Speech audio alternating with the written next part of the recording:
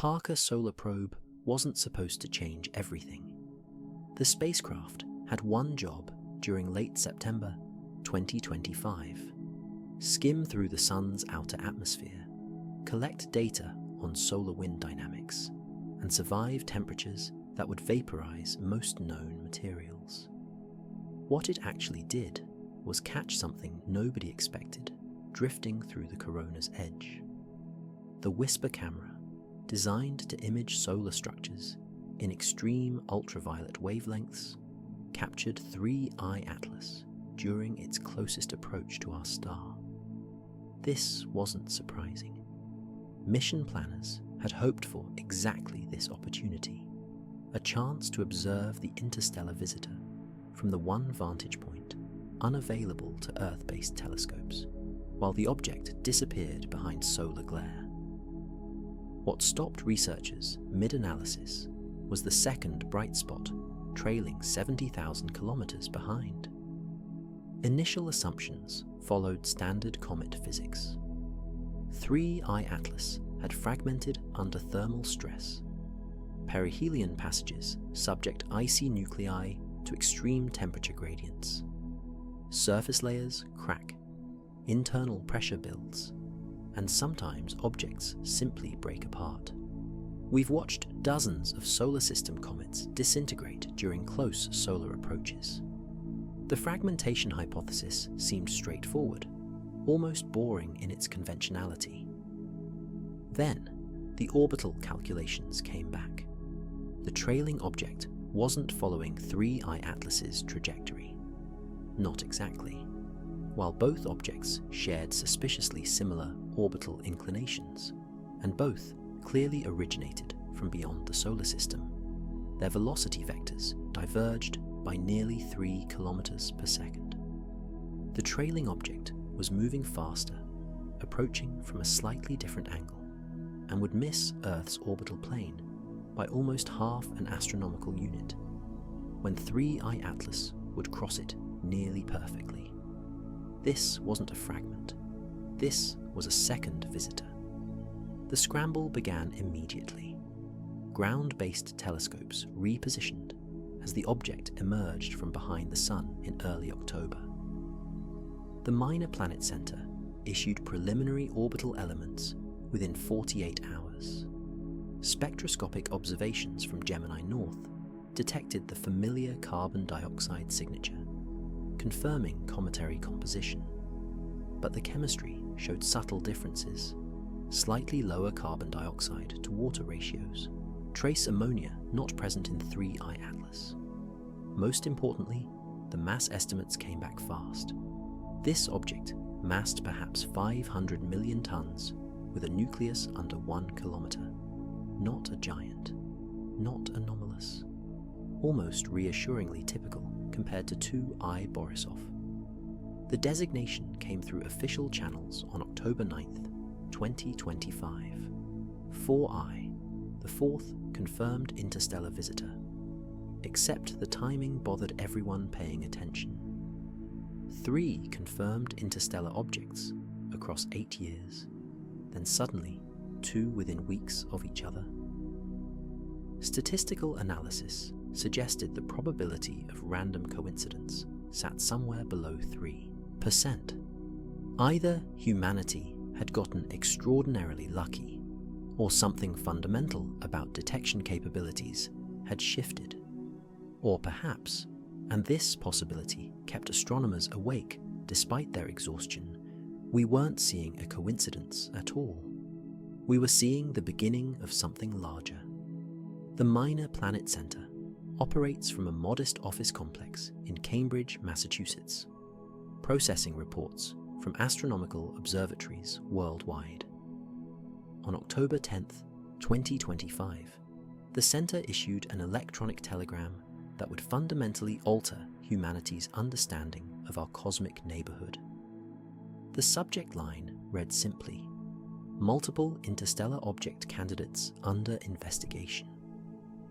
Within the astronomical community, this announcement landed like a thunderclap. Electronic telegrams typically confirm single asteroid discoveries, or update orbital parameters for known objects. Mass alerts suggesting plural interstellar detections were unprecedented. The language remained cautious, candidates rather than confirmations. But the implication was unmistakable. Something extraordinary was unfolding. Vera Rubin Observatory had begun its legacy survey of space and time just weeks earlier. The facility in northern Chile represented a decade of planning and construction, designed specifically to revolutionize transient astronomy. Its 8.4-meter primary mirror and 3.2 gigapixel camera could image the entire visible southern sky every 3 nights, capturing anything that moved, brightened, or appeared where nothing had existed before. The system worked exactly as designed. Automated detection algorithms flagged objects showing non-solar system orbital characteristics. Human operators reviewed candidates, filtering out instrumental artifacts and misidentified asteroids. What remained after this careful vetting process shocked everyone involved.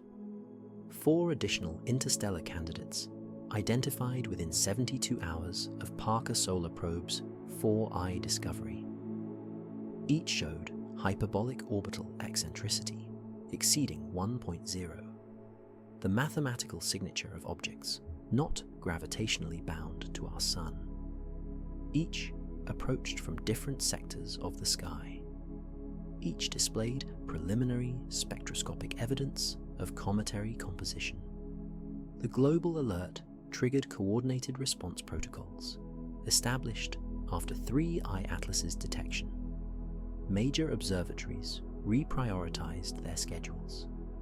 Space telescopes adjusted pointing plans. Spectroscopic facilities began collecting chemical fingerprint data. Every confirmation required multiple independent observations, precise orbital solutions, and careful elimination of alternative explanations. By October 15th, 2 candidates had been confirmed beyond reasonable doubt. Designated 5I and 6I, both objects showed clear interstellar trajectories and active outgassing, consistent with cometary behavior. 5I massed perhaps 2 billion tons, with prominent water emissions. 6I appeared smaller, but chemically stranger, showing almost pure carbon dioxide ice with minimal water content. The remaining candidates required additional observation time, but preliminary indications supported interstellar origins. Within 1 week of 4I's confirmation, humanity's census of interstellar visitors had potentially doubled. Statistical analysis of this sudden abundance revealed uncomfortable truths about previous detection efforts. The probability of 7 interstellar objects arriving in Earth's cosmic neighborhood within months of each other approached 0, unless those objects had always been there. We simply hadn't possessed the tools to see them. Vera Rubin Observatory's sensitivity threshold exceeded previous survey capabilities by nearly 2 orders of magnitude. Objects that would have remained invisible to earlier generation telescopes now blazed obviously in digital images. The detection revolution wasn't revealing an increase in interstellar traffic. It was finally showing us what had always been passing through. The question shifted overnight from whether interstellar visitors were rare to how many we'd been missing all along. Understanding why we found 7 interstellar objects in 7 days after discovering only 3 in 8 years requires examining what changed in astronomical survey capability between 2017 and 2025. The answer isn't that more objects started visiting. It's that we finally built telescopes capable of seeing what was always there. Traditional asteroid surveys worked by comparing images of the same patch of sky, taken hours or days apart. anything that moved between exposures got flagged as potentially interesting. This technique worked brilliantly for near-Earth asteroids and main belt objects, targets that appeared relatively bright and moved predictably across familiar stellar backgrounds. But interstellar visitors presented fundamentally different challenges. They moved faster than solar system objects, sometimes crossing significant portions of sky within single nights. They often appeared faint, their activity levels low, until solar heating triggered outgassing close to the sun. Most critically, they could come from any direction, not just the ecliptic plane, where surveys concentrated their efforts to find asteroids threatening Earth. Oumuamua's discovery in 2017 happened almost by accident. The Pan-STARRS survey in Hawaii caught the object during routine operations, but only because it passed unusually close to Earth and moved through a well-monitored region of sky. Analysts estimated that dozens of similar objects might pass undetected each year, simply because existing surveys lacked the sky coverage and sensitivity to catch them. 2I Borisov in 2019 benefited from an amateur astronomer's dedication and favourable geometry. The object approached nearly perpendicular to the ecliptic plane, making it visible to observers, specifically watching for unusual comets. Again, the detection seemed almost lucky, dependent on human attention and good timing, rather than systematic survey capability. Vera Rubin Observatory changed everything through 3 key advantages. First, its massive mirror collected far more light than previous survey telescopes, revealing objects roughly 2 magnitudes fainter. Second, its enormous camera captured 8 square degrees of sky per exposure, about 40 times the area of the full moon. Third, its automated cadence revisited the entire visible sky every few nights, ensuring that nothing bright enough remained hidden for long. The mathematics of detection probability shifted dramatically. Previous surveys might catch 1 interstellar visitor per year if conditions aligned perfectly. Vera Rubin's specifications suggested detection rates between 10 and 100 objects annually, depending on actual population densities in the local interstellar medium. The October 2025 detection cascade proved those predictions conservative. Within the observatory's first operational month, 6 confirmed interstellar objects, plus multiple candidates under investigation. The sudden abundance wasn't anomalous arrival timing. It was technology finally matching the task. This realization forced uncomfortable questions about what else humanity had been missing. If interstellar visitors were common enough that proper surveys found them weekly rather than yearly, what did that imply about the debris density between stars? How much material was constantly passing through our solar system, invisible to previous generations, simply because our instruments weren't good enough? The detection revolution revealed a cosmos far more dynamic and interconnected than anyone had imagined. The 4th confirmed interstellar visitor arrived with perfect timing to answer the question that had haunted astronomers since 3I Atlas's discovery. Was the silent giant typical or exceptional? Did most interstellar objects weigh tens of billions of tons? Or had we simply gotten unlucky by finding an extreme outlier first? 4I provided the answer within days of its October 9th designation. Preliminary mass estimates based on non-gravitational acceleration measurements came back quickly. The object weighed approximately 500 million tons with a nucleus diameter near 800 meters. Not tiny, but nowhere close to 3I Atlas's staggering 33 trillion kilogram minimum mass. The relief in the astronomical community was almost palpable. Population synthesis models had always predicted that smaller objects should vastly outnumber larger ones in the interstellar medium. Ejection mechanisms from planetary systems favored launching less massive debris. Smaller objects required less energy to accelerate to escape velocity, making them inherently more common in the galactic debris field. 3I Atlas had violated these expectations so dramatically that some researchers wondered whether fundamental assumptions about ejection physics needed revision. Perhaps stellar systems preferentially ejected massive objects through mechanisms nobody understood.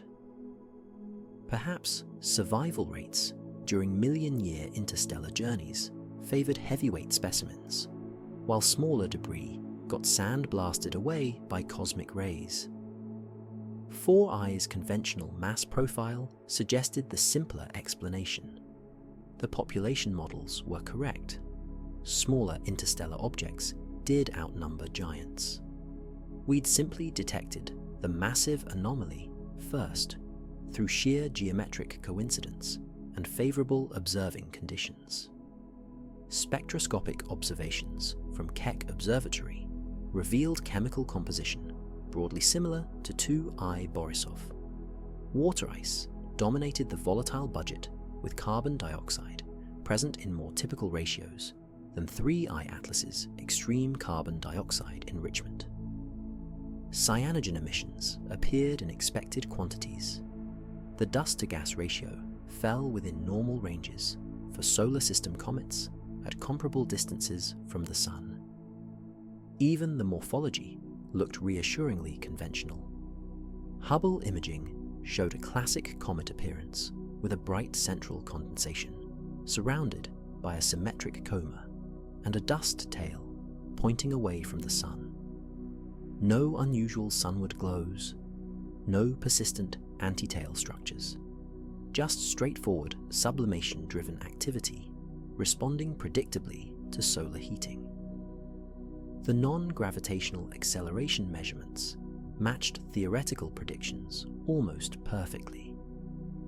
As gas escaped the nucleus, it created measurable orbital perturbations proportional to the object's mass and activity level. The rocket effect that mysteriously failed to appear in 3I Atlas worked exactly as physics demanded in 4I. This confirmation carried profound implications for interpreting the entire population of newly discovered visitors. If 4I represented typical interstellar debris, then 3I Atlas stood out as genuinely anomalous. Its massive size, unusual chemistry, missing acceleration, and peculiar morphology weren't standard features of objects wandering between stars. They were exceptional characteristics, demanding special explanation. The silent giant remained mysterious, but at least now astronomers knew it was an outlier rather than a template.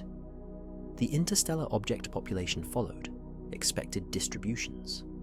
3I Atlas was the exception proving the rule. Understanding why that exception existed became the next challenge. By late October 2025, astronomers faced 7 confirmed interstellar objects with wildly different characteristics. The challenge wasn't just cataloguing these visitors. It was determining whether their diversity represented random variation or meaningful categories that could illuminate formation processes in alien stellar systems. 3I Atlas anchored one extreme of the observed population: massive, chemically peculiar, morphologically unusual, and dynamically strange through its missing rocket effect. At 5 kilometers diameter and 33 trillion kilograms minimum mass, it dominated the sample like a boulder among pebbles. 4I and 5I occupied what researchers tentatively called the typical range, masses between hundreds of millions and a few billion tons, nuclei measuring hundreds of meters to perhaps 1 kilometer across, chemical compositions broadly resembling solar system, comets with water ice as the dominant volatile, conventional morphologies, and normal non-gravitational accelerations. These objects behaved predictably, responding to solar heating through straightforward sublimation physics. 6I introduced the first major chemical anomaly beyond 3I Atlas. Spectroscopic observations revealed almost pure carbon dioxide ice, with water present only as trace contamination. This composition was theoretically possible, but never observed in solar system comets at comparable distances from the Sun. The object had formed in conditions cold enough that water remained a minor component compared to more volatile carbon dioxide ices. 7I brought organic chemistry into the mix. James Webb Space Telescope spectroscopy detected complex carbon-based molecules in the coma, compounds that required specific formation conditions and processing histories. Amino acid precursors appeared alongside more familiar volatiles, suggesting the object had experienced chemical evolution beyond simple ice condensation. The remaining candidates under investigation showed hints of even stranger compositions. One displayed prominent ammonia emissions, a volatile rarely seen in comets. Another showed dust properties suggesting unusual silicate mineralogy, more like certain meteorite classes than typical cometary material. Attempts to classify this diversity into meaningful categories proved frustrating. Mass-based classification created obvious groups but ignored chemical and morphological differences. Chemistry-based taxonomy highlighted formation conditions but missed dynamical peculiarities. Morphology sorting emphasized observable features while potentially lumping together objects with fundamentally different origins. The emerging consensus suggested at least 3 broad categories. The silent giants, represented primarily by 3I Atlas, massive objects with unusual chemistry and peculiar dynamics.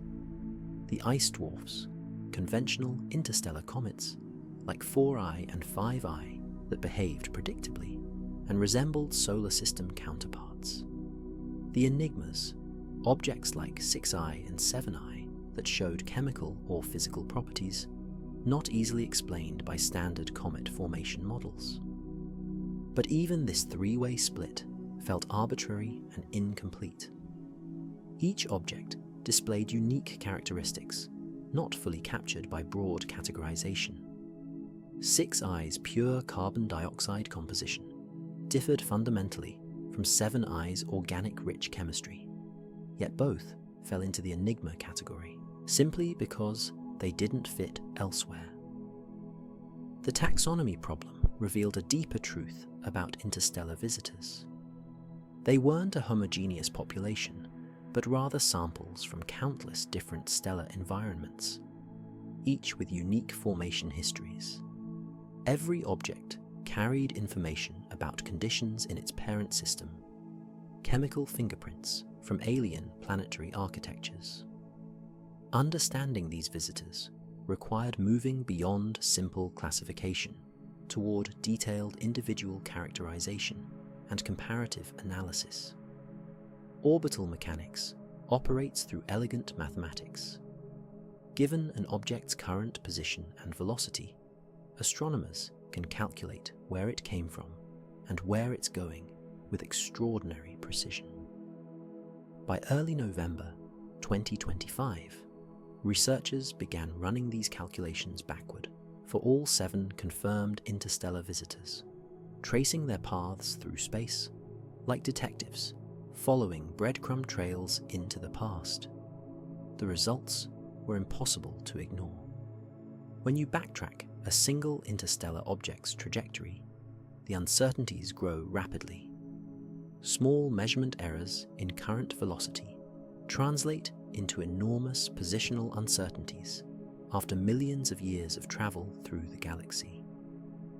An object might have originated anywhere within a cone-shaped volume of space spanning hundreds of light years.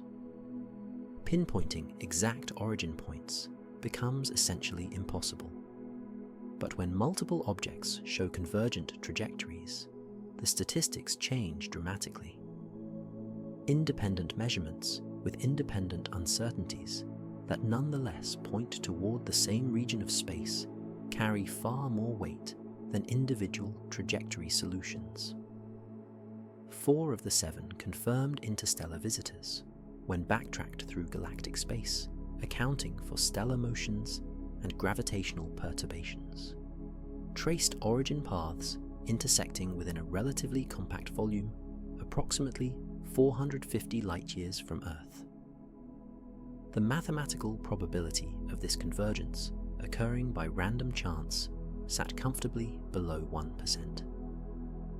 The region in question occupied a well-known piece of cosmic real estate, the Scorpius-Centaurus OB Association, the nearest massive star-forming region to our solar system. Astronomers had studied this stellar nursery for decades, watching young massive stars illuminate surrounding gas clouds and trigger subsequent generations of star formation through their intense radiation and eventual supernova explosions. 3I Atlas's trajectory, despite its many anomalies, pointed back toward the same general region. So did 5I's path. 6I and 7I showed more ambiguous origins, with larger uncertainty cones, but their backtracked trajectories remained consistent with Scorpius-Centaurus ejection. Only 4I stood apart. Its origin vector pointed toward a different sector of sky entirely, suggesting ejection from some other stellar system, unrelated to the apparent Scorpius-Centaurus cluster. This object was truly passing through, an unrelated traveler whose arrival timing coincided with the debris stream from another source. The implications were staggering. If 4 out of 7 objects originated from the same stellar association, the detection pattern wasn't showing random interstellar wanderers arriving from arbitrary directions. It revealed something far more structured. A debris field, a stream of material ejected from multiple planetary systems during some catastrophic event in Scorpius-Centaurus' history, now spread across hundreds of light-years of space as individual fragments followed slightly different trajectories through the galaxy. Earth's solar system was passing through this debris stream like a ship crossing the wake of some long-past cosmic disaster. The sudden abundance of detections wasn't coincidence. It was geometry. We'd entered a region of space where material density from this ancient event temporarily increased encounter rates. The question became obvious and unavoidable. What happened in Scorpius-Centaurus to scatter so much debris across interstellar space? Determining when interstellar objects left their parent systems requires careful analysis of their trajectories, combined with detailed knowledge of stellar motions through the galaxy. Stars don't remain stationary. They orbit the galactic center on paths influenced by the gravitational pull of dark matter, spiral arm density waves, and nearby stellar encounters. Backtracking interstellar debris through this dynamic environment involves complex calculations, accounting for these movements over millions of years. By mid-November 2025, multiple research groups had independently analyzed ejection timing for the Scorpius-Centaurus objects. The calculations required inputting current velocities and positions for both the visitors and the stars in the association, then running simulations backward through galactic time until the trajectories intersected. The results converged on an uncomfortable conclusion. All 4 objects appeared to have left the Scorpius-Centaurus region within a relatively narrow time window. The uncertainties remained large, spanning several million years, but the central estimates clustered around 14 to 16 million years ago. In cosmic terms, this represented essentially simultaneous ejection events. Random planetary system evolution doesn't work this way.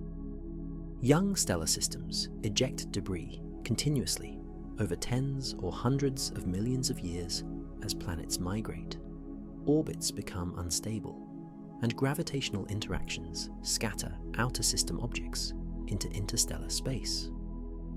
This ongoing process should produce a steady stream of ejected material spread uniformly across time. Finding 4 objects, all ejected within a 2 million year window, suggested something other than gradual evolution.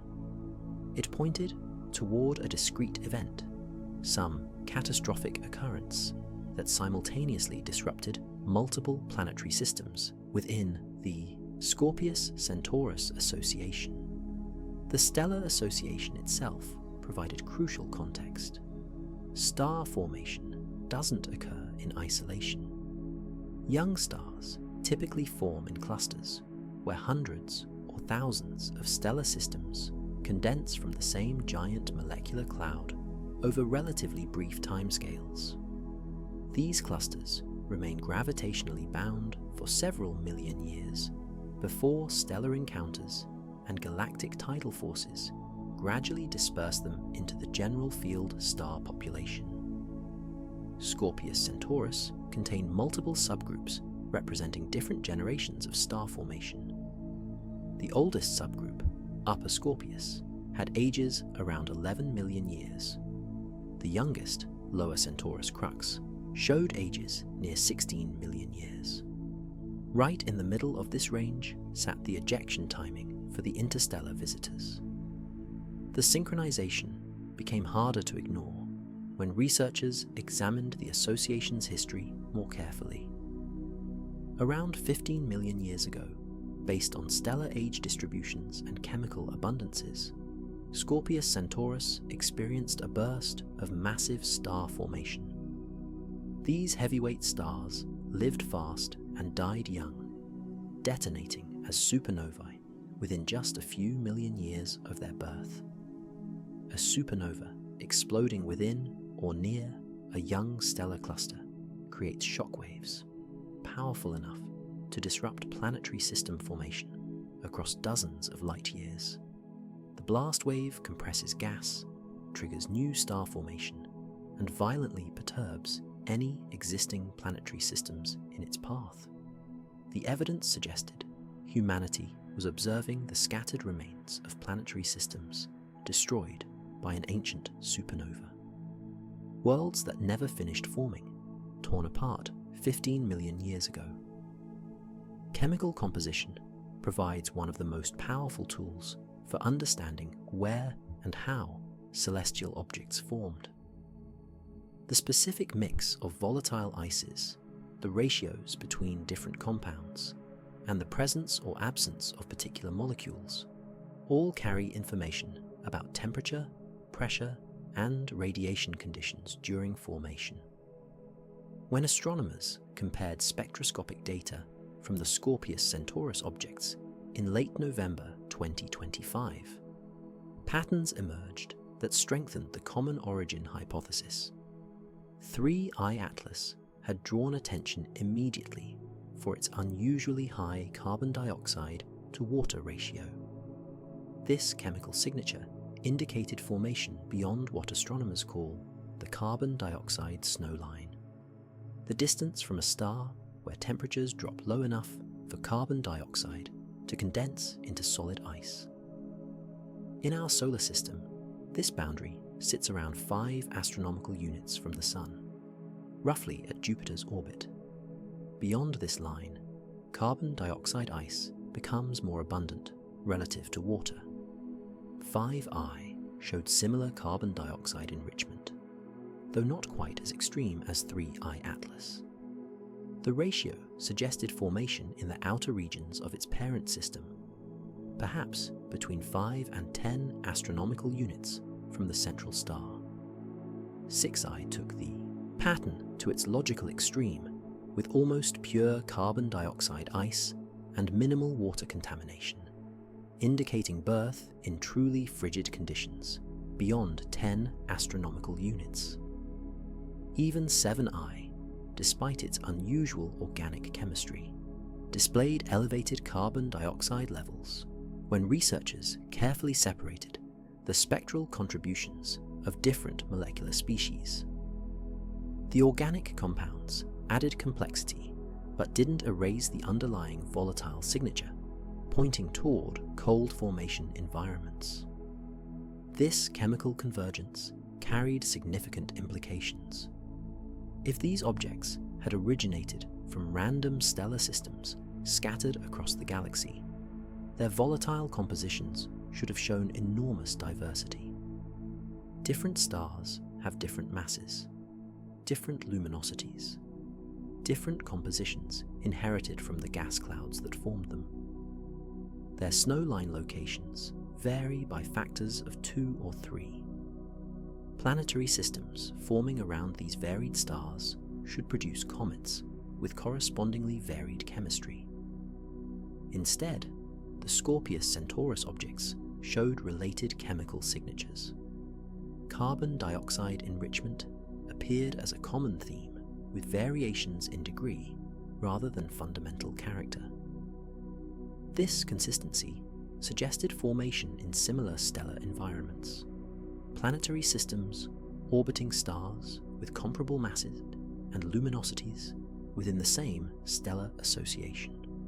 The pattern extended beyond simple volatile ratios to trace element abundances. Ground-based spectroscopy detected metal emissions in several objects, primarily sodium, iron, and the puzzling nickel without iron signature first seen in 3I Atlas. When researchers compared relative abundances between objects, the ratios clustered within narrow ranges.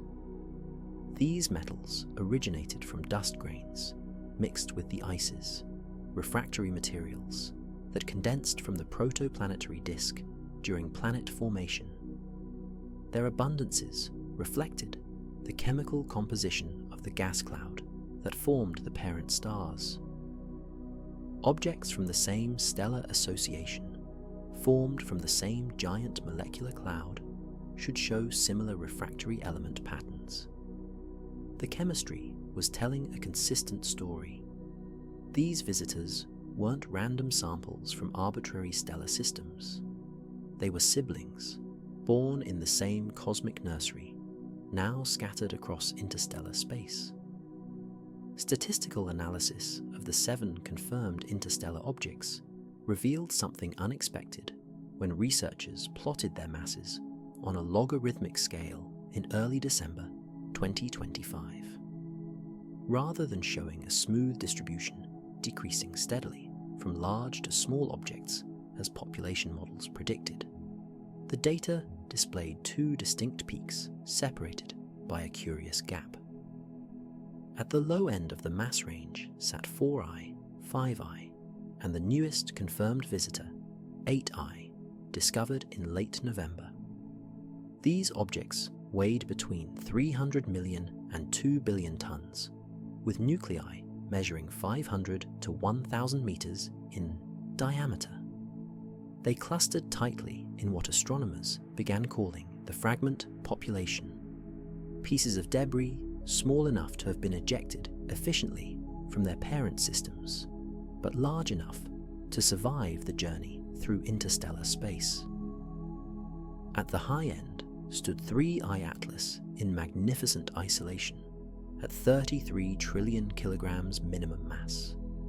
6I and 7I occupied an intermediate zone, both massing around 10 to 15 billion tons, still well below 3I Atlas, but substantially heavier than the fragment population.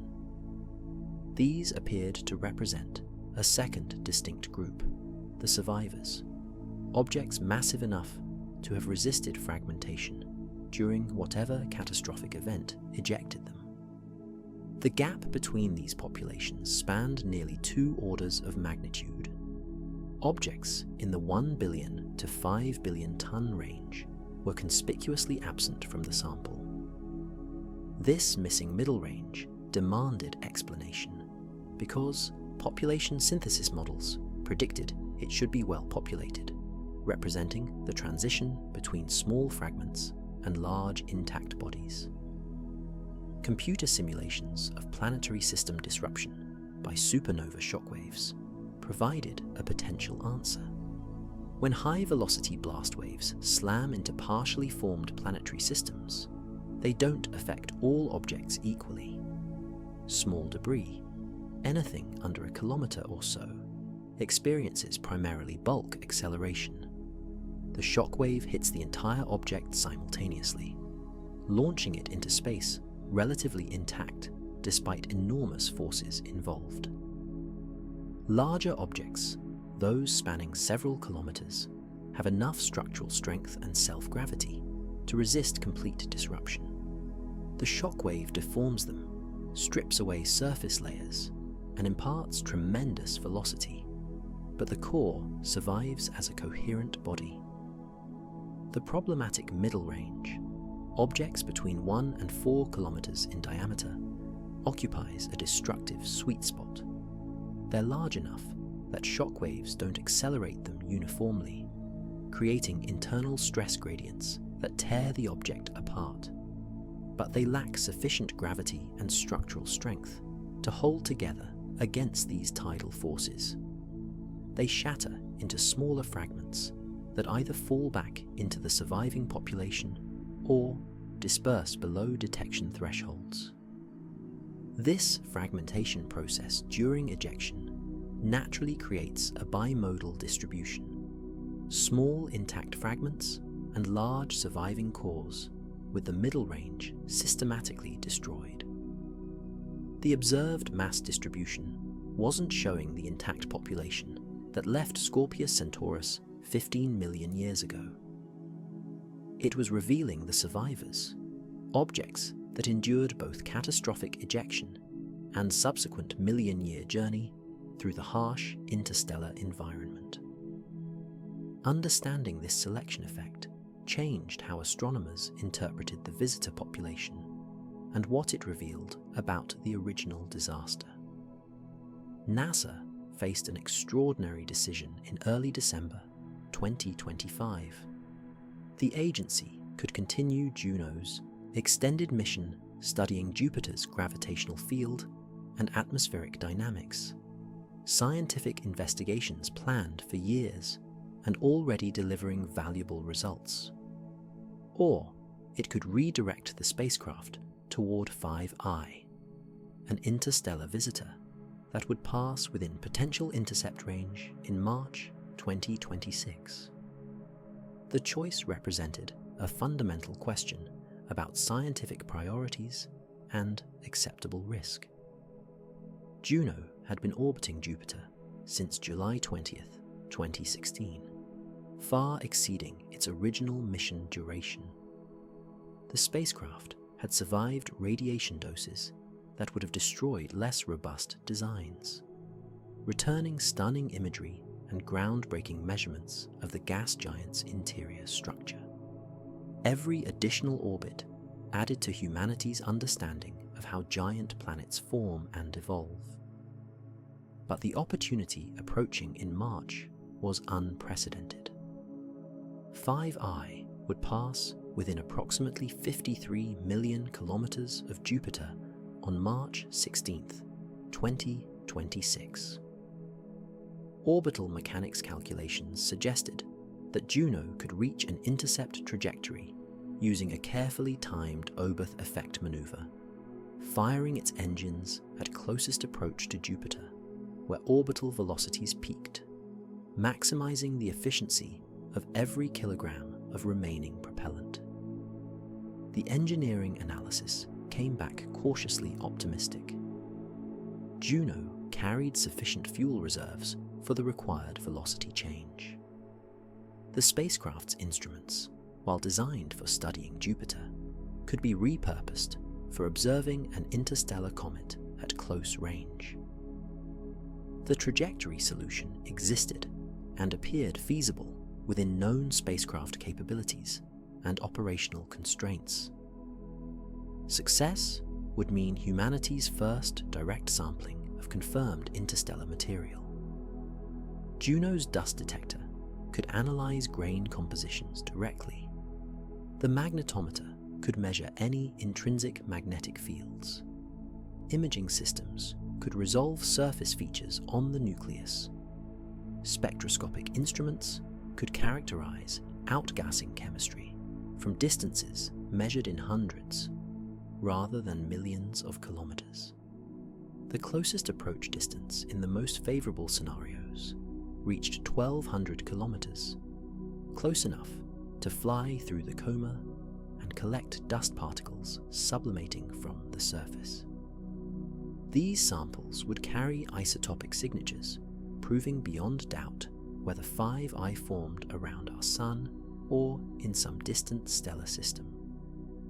Chemical analysis could reveal formation conditions with precision impossible through remote spectroscopy. The decision involved genuine sacrifice. Redirecting Juno meant ending Jupiter science operations permanently.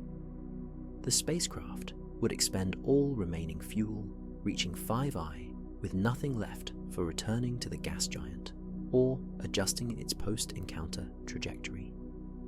One flyby, one chance, then Juno would drift into the outer solar system as an inert monument to the encounter. Congressional support proved decisive. Multiple representatives had sent letters urging NASA to seriously consider the mission modification. Public interest in interstellar visitors ran high, and the opportunity wouldn't repeat for potentially decades. Political pressure aligned with scientific opportunity in rare harmony. On December 8, 2025, NASA announced its decision. Juno would be redirected toward 5I for a March 16th intercept. Humanity would finally touch something from beyond our solar system. Preparation for the encounter began immediately. Understanding what happened in Scorpius-Centaurus 15 million years ago required detailed reconstruction of the Stellar Association's history through a combination of observation and theory. By late December 2025, multiple research teams were piecing together evidence from stellar ages, chemical abundances, and spatial distributions to create a timeline of the catastrophic event that scattered planetary debris across interstellar space. The Scorpius-Centaurus OB Association spans roughly 100 light-years and contains thousands of young stars at various stages of evolution. The designation OB refers to the presence of massive hot stars, spectral types O and B, which burn brilliantly but briefly compared to smaller stars like our Sun. These stellar giants live only a few million years before exhausting their nuclear fuel and detonating as supernovae. Stellar age dating through multiple independent techniques revealed that Scorpius-Centaurus experienced intense star formation between 20 and 10 million years ago.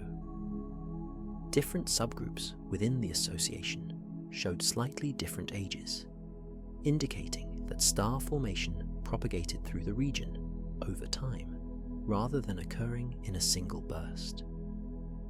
The key period appeared to center around 15 million years ago, when a particularly massive star or group of stars reached the end of their brief lives. Chemical abundance measurements supported this timing through detection of specific isotopes that form primarily in supernova explosions. These radioactive elements decay over millions of years. and their current abundances in surrounding gas clouds allowed researchers to estimate when the explosions occurred. Computer simulations of supernova explosions within young stellar clusters demonstrated the devastating effects on nearby planetary systems. When a massive star detonates, it releases energy equivalent to the Sun's total output over its entire 10 billion year lifetime, but concentrated into a few weeks. The expanding shockwave carries this energy outward at thousands of kilometers per second. Any planetary system within 20 to 30 light-years of the explosion would experience the shockwave as a wall of high-energy particles and radiation. Young systems still forming planets from protoplanetary disks would be especially vulnerable. The blast wave would compress and heat disk material, potentially triggering runaway accretion in some regions, while completely dispersing material in others. Objects already condensed into solid bodies would experience different fates depending on their size and distance from the parent star. Smaller debris would be accelerated to escape velocity and flung into interstellar space. Larger bodies might survive, but with orbits severely perturbed. The entire architectural structure of these developing planetary systems would be fundamentally disrupted. Multiple supernovae occurring within a few million years of each other would amplify these effects. Each explosion would further destabilize systems already stressed by previous shock waves. The cumulative result would be wholesale destruction of planetary formation processes across the entire region, scattering countless fragments into the space between stars. The interstellar visitors now passing through our solar system represented survivors of this ancient cosmic violence, fragments of worlds that never had the chance to fully form. The realization that interstellar visitors carried information about destroyed planetary systems transformed how astronomers viewed these objects in January 2026. They weren't just cosmic curiosities passing through our neighborhood. They were time capsules, preserving snapshots of alien worlds at specific moments in their evolution. Frozen samples from stellar environments that no longer existed in their original forms. Every measurement taken of these objects revealed something about conditions in the Scorpius-Centaurus association 15 million years ago. The carbon dioxide enrichment indicated that planetary systems in that region formed extensive outer zones where volatile ices could condense.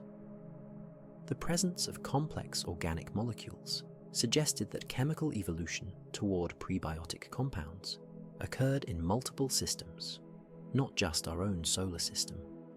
The dust grain compositions analyzed through spectroscopy provided clues about the rocky materials present in those ancient protoplanetary disks.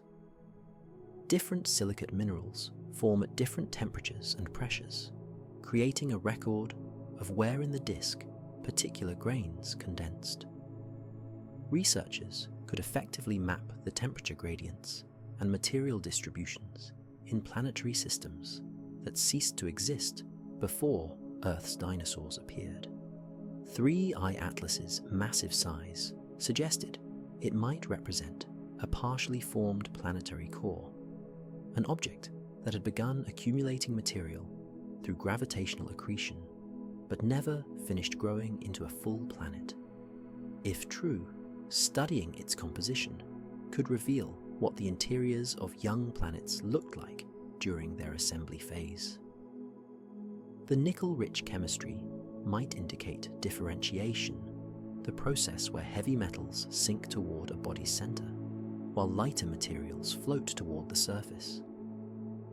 The smaller fragments, like 4I and 5I, likely originated from the outer regions of their parent systems, icy debris that never participated in planet formation at all.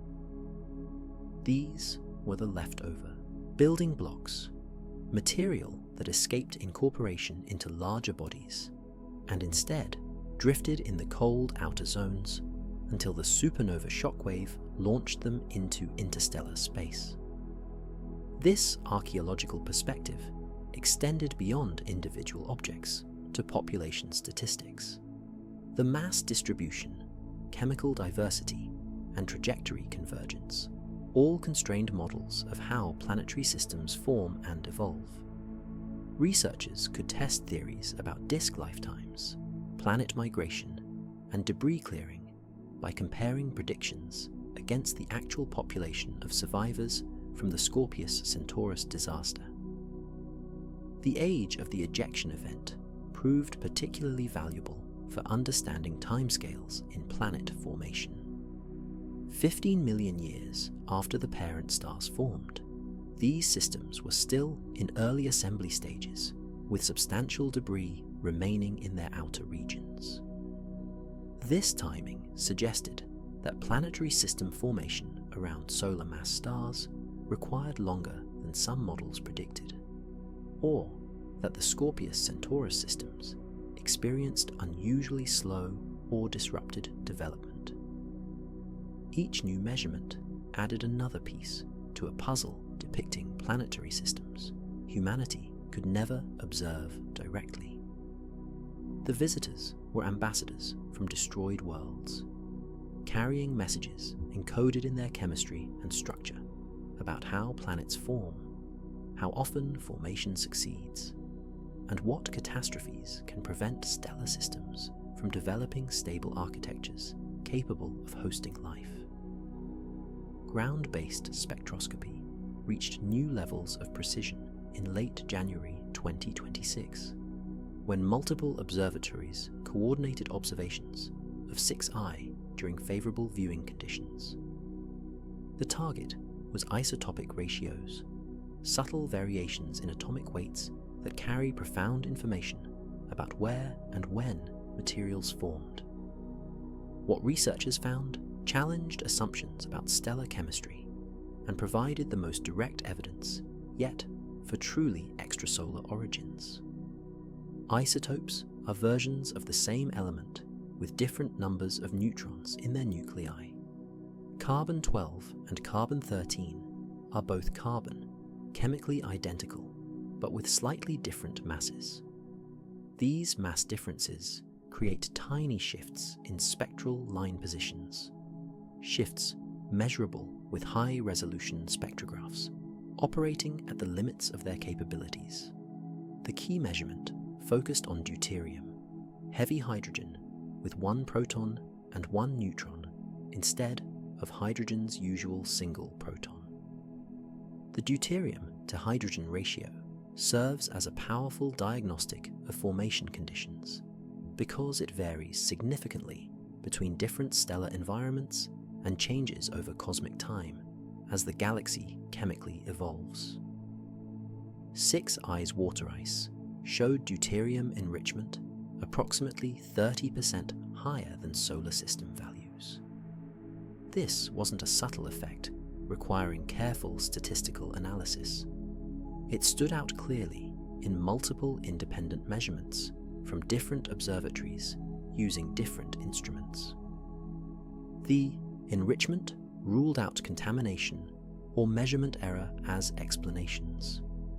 The implications were immediate and profound. Deuterium abundance in stellar systems depends on the metallicity of the gas cloud that formed the parent star, metallicity being astronomers' term, for the abundance of elements heavier than hydrogen and helium. Different regions of the galaxy have different metallicities based on their star formation histories and how thoroughly previous generations of stars have enriched the interstellar medium with heavy elements. The Scorpius-Centaurus association shows slightly lower metallicity than our solar neighborhood. Stars there formed from gas clouds less enriched by previous stellar generations, creating environments where deuterium to hydrogen ratios evolved differently during planet formation. This metallicity difference should produce measurable isotopic variations in planetary system materials. 6I's deuterium excess matched theoretical predictions for objects forming in slightly metal-poor environments, exactly like Scorpius-Centaurus 15 million years ago. The isotopic signature provided independent confirmation that this visitor originated in that stellar association rather than from some other region with different chemical evolution history. Oxygen isotope ratios showed similar patterns. The relative abundances of oxygen 16, 17, and 18 differed measurably from solar system standards. Again, the variations aligned with expectations for materials condensing from protoplanetary disks around stars with Scorpius-Centaurus's observed metallicity. These measurements accomplished something spectroscopy alone could never achieve. Chemical composition analysis reveals what elements and molecules are present, but cannot definitively prove extrasolar origin, because chemistry varies within our own solar system. Isotope ratios, by contrast, reflect fundamental nucleosynthesis processes operating differently in different stellar environments. The enriched deuterium and shifted oxygen isotopes represented smoking gun evidence. 6I didn't just come from interstellar space. It demonstrably formed around a different star in a region with different chemical evolution history. The galactic archaeology was revealing not just destroyed worlds, but alien stellar nurseries with distinct chemical personalities. Computer simulations of the Scorpius-Centaurus disruption event reached new sophistication in early February 2026 as researchers incorporated better constraints from observed visitor properties. The goal was understanding not just how many objects were ejected during the ancient catastrophe, but how many remained invisible to current surveys, drifting through space below detection thresholds. The simulations began with models of typical young planetary systems around solar mass stars 15 million years ago. These systems contained partially formed planets in inner regions, extensive debris disks in outer zones, and countless smaller bodies scattered throughout. Computer codes tracked what happened when supernova shockwaves slammed into these developing architectures at velocities exceeding 1,000 kilometers per second. The results were simultaneously elegant and terrifying. Nearly every solid object larger than 10 meters experienced sufficient acceleration to escape its parent system's gravitational well.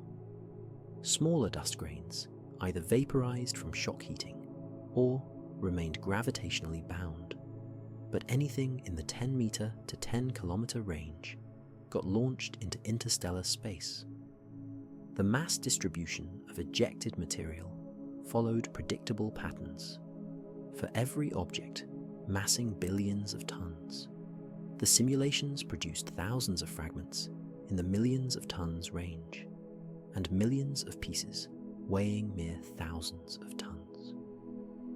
The total number of objects ejected per disrupted system reached staggering values, often exceeding 100,000 fragments, larger than 100 meters. If a dozen or more planetary systems in Scorpius-Centaurus experienced similar disruption, the total debris population could easily reach millions of individual objects now scattered across hundreds of light-years of space. The fragments spread out over millions of years of travel, forming an elongated stream hundreds of light-years long and tens of light-years wide as objects with slightly different velocities gradually separated.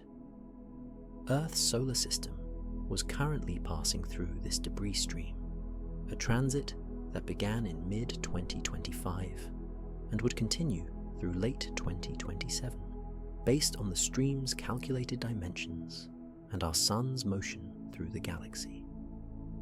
The 8 confirmed visitors represented a tiny fraction of the actual material present in our immediate cosmic neighborhood. Detection probability calculations revealed sobering statistics. Vera Rubin Observatory could detect objects down to roughly 300 meters diameter if they approached within 1 astronomical unit of the Sun and developed visible comas through outgassing. Smaller objects, or those passing at greater distances, remained invisible regardless of their intrinsic properties. The simulations suggested that for every detected visitor, between 100 and 1,000 similar-sized objects passed through the inner solar system unnoticed. They simply didn't approach close enough to Earth or the Sun to trigger detection algorithms, or they remained inactive without developing the bright comas that made them visible against the star field. This invisible population represented the bulk of the debris stream. Humanity was seeing perhaps 0.1% of the actual material passing through our cosmic neighborhood. The fragment field stretched far beyond what telescopes revealed. A vast river of ancient planetary remnants flowing past our solar system, mostly unseen and undetected. The timing pattern became undeniable by mid-February 2026. All 8 confirmed interstellar visitors had been detected within an 18-month window, stretching from July 2025 through December 2026. This concentration wasn't an artifact of improved detection capabilities alone. It represented genuine temporal clustering in arrival times that demanded physical explanation. Astronomers plotted detection dates against approach geometry and found the correlation immediately. Objects arriving earliest in the sequence approached from eastern portions of the sky relative to Earth's motion through space. Later detections came from progressively more western directions. The pattern resembled watching raindrops hit a moving car windshield, with impacts concentrated where the vehicle's motion intersects the precipitation field. Our solar system moves through the galaxy at approximately 220 kilometers per second, relative to the local standard of rest, the average motion of nearby stars. This velocity vector points roughly toward the constellation Hercules. Any debris stream we pass through gets encountered preferentially from the direction we're moving toward, creating an asymmetric detection pattern concentrated in specific sky regions. The Scorpius-Centaurus debris stream, based on backtracked trajectories and galactic motion models, formed an elongated structure aligned nearly perpendicular to our solar system's velocity vector. We were crossing the stream rather than moving along it, like a ship passing through a current rather than sailing with it. This geometry created the observed temporal clustering. The mathematics of stream crossing predicted specific timing patterns. Initial encounters should show objects approaching from ahead of our motion direction. Peak encounter rates would occur when we passed through the stream's densest regions. Trailing encounters would arrive from behind as we exited the far side of the debris field. 8 confirmed visitors in 18 months represented just the beginning. Model predictions suggested encounter rates would peak in mid-2026, with potentially 2 to 3 detections per month during the most intense period. The decline phase would extend through late 2027 as we emerged from the stream's far boundary. This temporal structure explained why previous surveys found interstellar objects so rarely. We simply weren't passing through debris streams. The 3 earlier detections, Oumuamua in 2017, 2I Borisov in 2019, and the beginning of the current sequence with 3I Atlas in 2025, represented background encounter rates with isolated objects not associated with any particular stream structure. The debris stream transit would eventually end. By 2028, encounter rates should drop back to background levels of perhaps one detection per year or less. The sudden abundance of interstellar visitors wasn't a permanent condition, but rather a temporary enhancement as we crossed through a particularly dense region of galactic debris. This realization carried both excitement and melancholy. The current period represented an extraordinary opportunity to study interstellar material in unprecedented detail, but the opportunity was time-limited. Within 2 years, the flood of discoveries would end, returning astronomy to the scarcity that characterized the pre-2025 era. Understanding this temporal structure focused attention on maximizing scientific return during the crossing period, while opportunities remained abundant.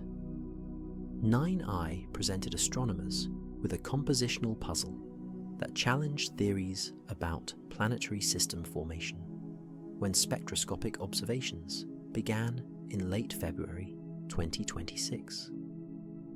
Unlike previous visitors that showed carbon dioxide enrichment consistent with formation in cold outer regions of their parent systems, 9I displayed almost pure carbon dioxide ice, with water present only as trace contamination at levels below 1%. This extreme composition wasn't supposed to exist. Water ice condenses at higher temperatures than carbon dioxide, meaning it should be present wherever carbon dioxide ice forms. Protoplanetary disk models consistently predict that objects forming beyond the carbon dioxide snowline should contain both volatiles, with ratios varying based on exact formation distance, but never approaching the pure carbon dioxide composition observed in 9I. The object's spectrum showed carbon dioxide absorption features dominating completely. Emission lines from sublimating carbon dioxide created the visible coma. Even sensitive searches for water vapor signatures came back negative or consistent only with upper limits near measurement noise levels. This wasn't carbon dioxide enrichment. It was carbon dioxide purity. 10I, discovered just days later in early March, swung to the opposite extreme. Spectroscopy revealed prominent ammonia emissions alongside water and carbon dioxide. Ammonia requires even colder formation conditions than carbon dioxide, condensing only beyond what astronomers call the ammonia snowline at distances exceeding 15 to 20 astronomical units from solar-type stars. But ammonia chemistry in comets was extraordinarily rare. Solar system observations had detected ammonia in only a handful of objects, always as minor components rather than major volatile species. 10I showed ammonia abundances comparable to its water content, indicating formation in an environment where ammonia ice accumulated as efficiently as water ice. The temperature constraints became impossible to reconcile. 9I's pure carbon dioxide suggested formation at moderate distances where carbon dioxide condensed, but conditions remained too warm for efficient water ice retention. 10I's ammonia richness required frigid environments beyond 20 astronomical units. Yet both objects originated from the same Scorpius-Centaurus debris stream, ejected from planetary systems within the same stellar association at essentially the same time. This diversity demanded explanation. One possibility involved formation at different distances from parent stars of different masses. Massive stars have higher luminosities, pushing their snowlines outward to greater distances. A carbon dioxide-rich object might form at 10 astronomical units from a high-mass star where temperatures matched conditions at 5 astronomical units around a solar mass star. Another scenario invoked chemical processing during the 15 million year journey through interstellar space. Cosmic ray bombardment could selectively destroy certain molecular species while leaving others intact. Ultraviolet radiation from chance encounters with other stars might sublimate volatile ices differentially based on their binding energies. Neither explanation felt completely satisfying. The chemical diversity seemed too extreme to result from gradual processing. Yet formation scenarios struggled to explain how the same stellar nursery produced such radically different ice compositions. The ice diversity problem highlighted gaps in understanding not just these specific objects, but fundamental questions about volatile chemistry in planetary systems throughout the galaxy. Dust grain analysis from multiple interstellar visitors revealed compositional variations as dramatic as the volatile ice diversity when researchers compiled spectroscopic observations in mid-March 2026. The refractory materials, silicate minerals, and metallic particles that remain solid at high temperatures showed chemical signatures matching different classes of meteorites found in our own solar system. This diversity suggested that planetary systems in Scorpius-Centaurus developed varied compositions despite forming from the same giant molecular cloud.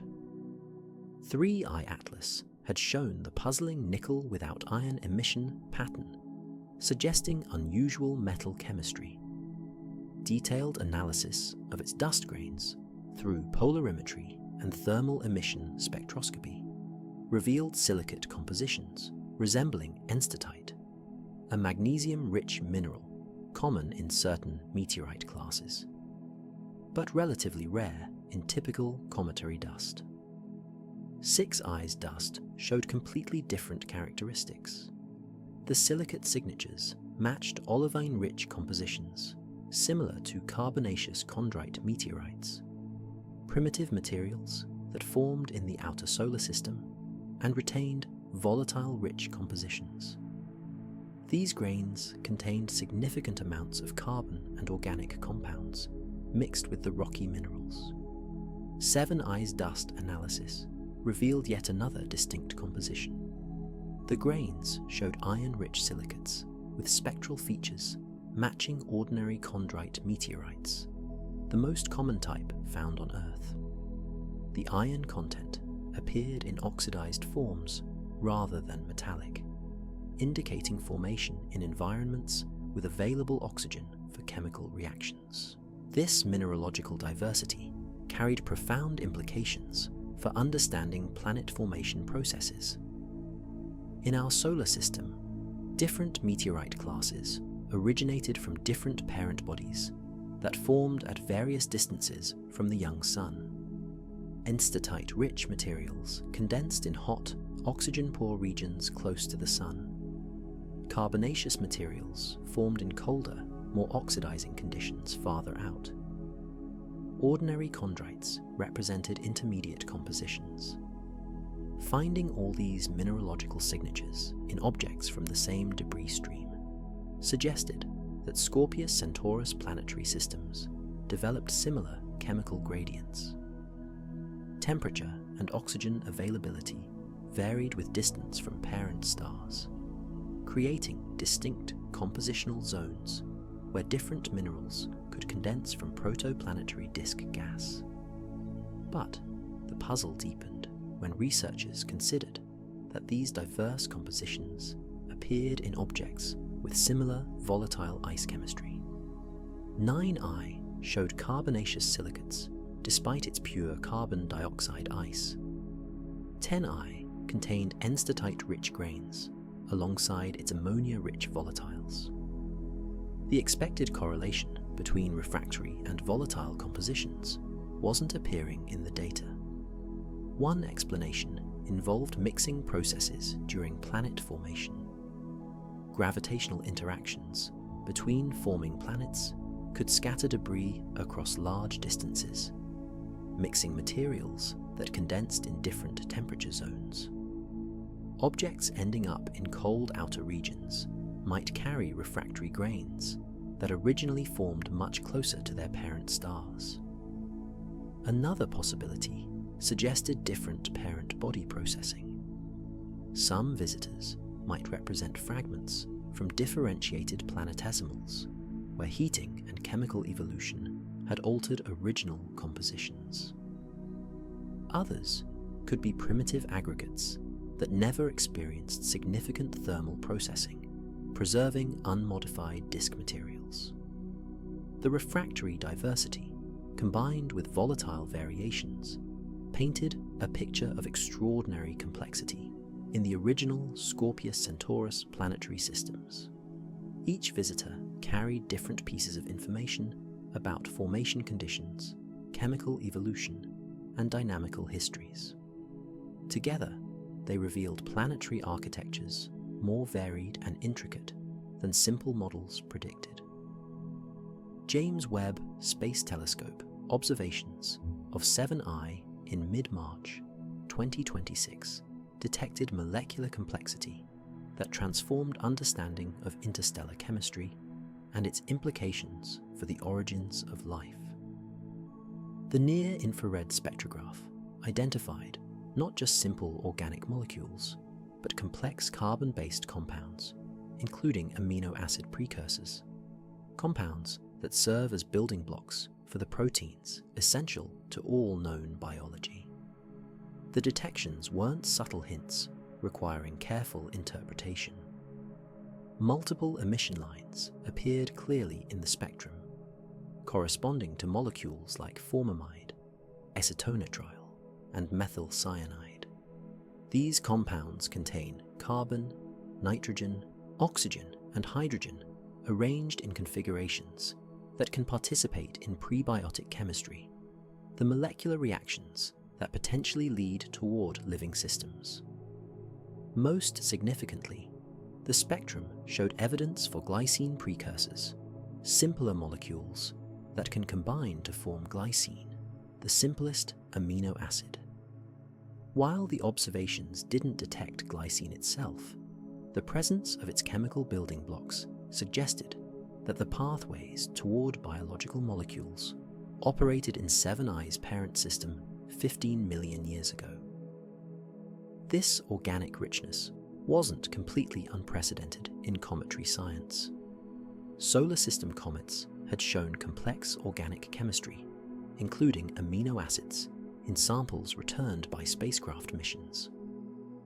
But finding such chemistry preserved in an interstellar visitor after millions of years traveling through the harsh radiation environment between stars surprised researchers expecting significant degradation. The preservation implied protective mechanisms operating during the long journey. Either the organic compounds resided deep enough beneath surface ice layers to shield them from cosmic ray bombardment, or chemical reformation processes continuously regenerated complex molecules as fast as radiation destroyed them. Both scenarios required specific conditions, not guaranteed in every interstellar fragment. The implications for panspermia, the hypothesis that life's building blocks spread throughout the galaxy via natural processes, gained new credibility. If organic compounds survived interstellar transit in 7I, similar chemistry might persist in countless other fragments drifting through space.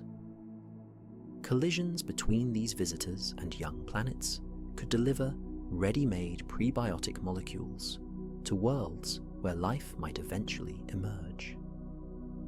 Our own solar system likely experienced similar deliveries during its formation 4.5 billion years ago.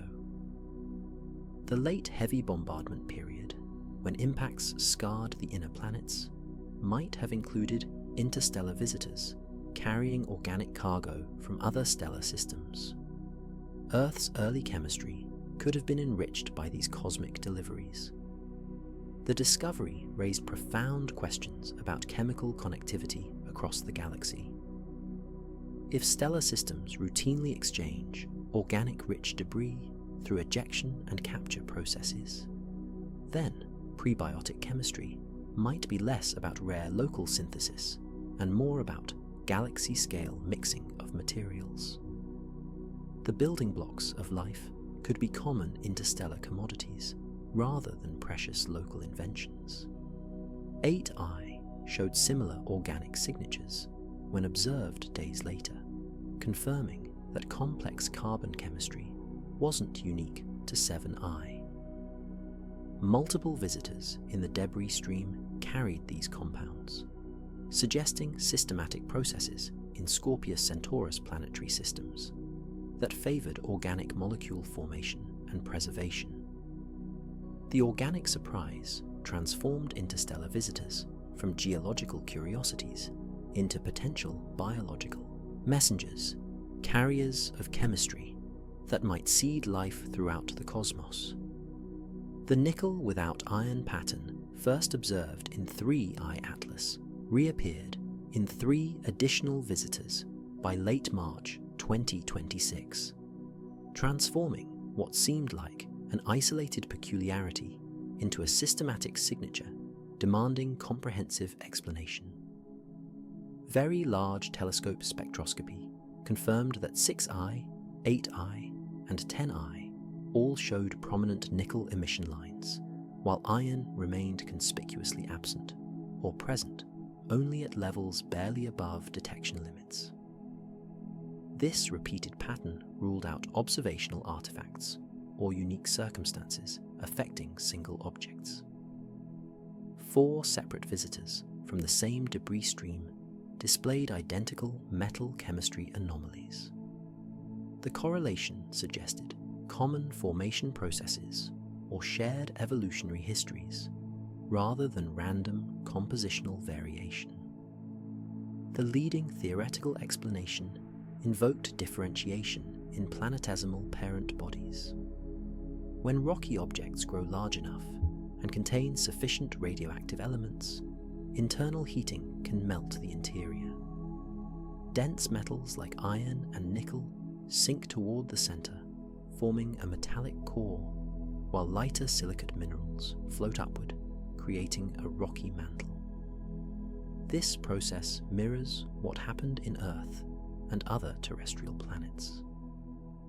If the interstellar visitors represented fragments from differentiated planetesimals disrupted by the supernova shockwave, their compositions would depend on which layer of the parent body they originated from. Pieces from the metallic core would show iron-nickel alloys. Fragments from the mantle boundary layer might contain nickel-rich minerals without accompanying iron if chemical processes during differentiation created separation between these normally associated metals. Laboratory experiments on meteorite samples provided supporting evidence. Some iron meteorites showed compositional zoning, where nickel concentrated in specific mineral phases, while iron distributed differently. Under the right temperature and pressure conditions during slow cooling, these metals could separate into distinct chemical environments. The systematic appearance of this pattern across multiple visitors suggested that many parent bodies in Scorpius-Centaurus had reached sufficient size to begin differentiating before the catastrophic disruption. These weren't just primitive dust aggregates, but actual protoplanets undergoing internal evolution toward planetary structure. This interpretation painted a tragic picture. The debris stream contained fragments of worlds that had progressed substantially toward becoming planets, developing layered internal structures and complex chemical evolution. The supernova had destroyed them during a critical developmental phase, scattering partially differentiated cores across interstellar space. Each nickel-rich fragment represented a world that almost was, a planet that never got the chance to complete its formation journey. Visual diversity among the interstellar visitors became strikingly apparent when astronomers compiled imaging data from multiple wavelengths and observatories in early April 2026. 10 confirmed objects displayed 10 completely different dust behaviors, morphologies ranging from classic symmetric comas to bizarre asymmetric structures that challenged conventional understanding of how cometary debris should behave. 4I and 5I showed textbook appearances. Bright central nuclei surrounded by symmetric comas with dust tails pointing directly away from the sun. These objects responded to solar heating exactly as expected, their dust distributions following straightforward physics of radiation pressure and solar wind interaction. They served as control specimens demonstrating normal behavior. 3I Atlas maintained its peculiar teardrop shape with persistent sunward glow, even as it receded from the sun during post-perihelion observations. The anti-tail structure remained visible months after closest solar approach, suggesting ongoing forward scattering processes, or unusual grain populations with unexpected optical properties. 6I developed what observers described as a fan-shaped coma, broader on one side than the other, indicating active regions concentrated on specific areas of the rotating nucleus. The asymmetry rotated with a period of approximately 11 hours, revealing jets emanating from sunlit portions of the surface, while shadowed regions remained relatively inactive. 7I displayed multiple distinct jets, creating a complex spiky appearance in high-resolution images. At least 5 separate emission regions could be identified, each producing its own dust stream that contributed to an overall coma structure resembling a miniature firework frozen in slow motion. 9I showed almost no visible coma at all, despite clear spectroscopic evidence of active outgassing. The dust-to-gas ratio appeared extraordinarily low, meaning the object released abundant gas but minimal dust particles. This composition created a nearly invisible visitor detectable primarily through emission line spectroscopy rather than reflected sunlight. 10I developed the most unusual morphology yet observed, displaying what appeared to be a spiral structure in its dust distribution. Time-lapse imaging revealed the spiral rotating with the nucleus, suggesting jet activity combined with rotational motion to create patterns resembling water from a rotating garden sprinkler. The dust-to-gas ratios across the population spanned 2 orders of magnitude, from 9I's gas-dominated activity to 8I's dust-heavy emissions. This variation indicated fundamental differences in surface composition, internal structure, or activity mechanisms that controlled how efficiently each object entrained dust particles in escaping gas flows. The morphological catalogue revealed that interstellar visitors weren't uniform in their behaviour, despite sharing common origins. Each object expressed its unique formation history, composition, and physical structure through distinctive visual appearances. Understanding this diversity required moving beyond simple models toward recognition that planetary debris carried individual signatures reflecting complex and varied evolutionary paths. Final trajectory corrections for Juno's encounter with 5I began in early March 2026 as mission controllers executed the carefully calculated sequence of maneuvers that would redirect the spacecraft from Jupiter orbit toward its interstellar target. The engineering challenge was immense. requiring precision navigation and flawless execution with no margin for error. The first critical burn occurred on March 3rd, a 20-minute firing of Juno's main engine that altered the spacecraft's velocity by nearly 800 meters per second. This delta V, the change in velocity, represented the largest propulsive maneuver since Juno's original Jupiter orbit insertion burn in 2016.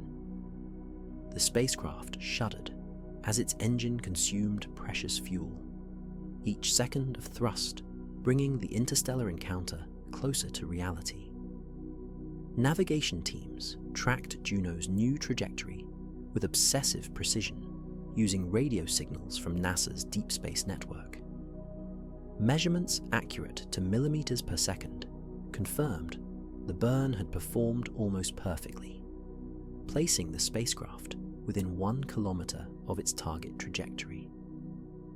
Small correction burns over the following days would refine the path to achieve the planned closest approach distance.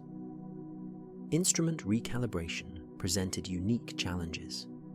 Juno's science packages were designed and calibrated for observing Jupiter's enormous magnetic field, intense radiation belts, and massive atmospheric features. Adapting these instruments for a kilometer-scale comet, Nucleus required new operational modes and creative uses of existing capabilities. The magnetometer team developed observation sequences to detect any intrinsic magnetic field 5I might possess. Even weak fields, generated by remnant magnetization in rocky materials, could provide clues about the object's formation history and internal structure. The instruments would sample magnetic field strength every millisecond during closest approach, building a detailed profile of the encounter environment. The microwave radiometer, normally used for probing Jupiter's deep atmosphere, would measure thermal emissions from 5I's surface. These observations could constrain surface temperatures and distinguish between different compositional models based on how efficiently various materials radiate absorbed solar energy. Most critically, the dust detector would directly sample particles sublimating from the nucleus. This instrument could analyze grain masses, velocities, and in some cases, compositional information through impact ionization signatures. Each particle detection would provide ground truth data impossible to obtain through remote spectroscopy. The imaging team planned a rapid-fire sequence during closest approach, capturing frames every few seconds to build a detailed visual record of the flyby. Even at 1,200 kilometers distance, 5I's nucleus would appear as more than a point source, potentially revealing surface features and active regions. Communications protocols were tested and retested. The encounter would occur at Jupiter's distance from Earth, where light travel time exceeded 40 minutes. Real-time control was impossible. Juno would execute its pre-programmed observation sequence autonomously, storing data for later transmission. Everything depended on calculations made months earlier and burns executed flawlessly. March 16th approached with mounting anticipation. Juno's successful redirection toward 5I triggered an unprecedented wave of international mission proposals in mid-March 2026, as space agencies worldwide recognized the extraordinary scientific opportunity presented by the debris stream transit. Within weeks, 3 major proposals emerged, representing coordinated global efforts to maximize scientific return from this limited time window. The European Space Agency moved fastest, announcing a fast-track mission concept on March 12th called Interstellar Intercept. The proposal would modify the upcoming Comet Interceptor spacecraft, already under construction for a solar system comet rendezvous, to instead target 8I during its outbound trajectory in late 2027. The spacecraft design required minimal changes since it was already optimized for high-speed comet flybys. Engineering assessments suggested a launch window in January 2027 could place the spacecraft on an intercept course reaching 8I at approximately 3 astronomical units from the Sun. This distance offered ideal observing conditions, close enough for detailed measurements, but far enough that the object remained relatively pristine before intense solar heating altered its surface composition. China's space agency announced on March 18th that preliminary studies indicated the Tianwen-I Mars orbiter could potentially be redirected toward 9I with modifications to its mission profile. The spacecraft carried instruments designed for planetary observation that could be repurposed for close-range comet studies.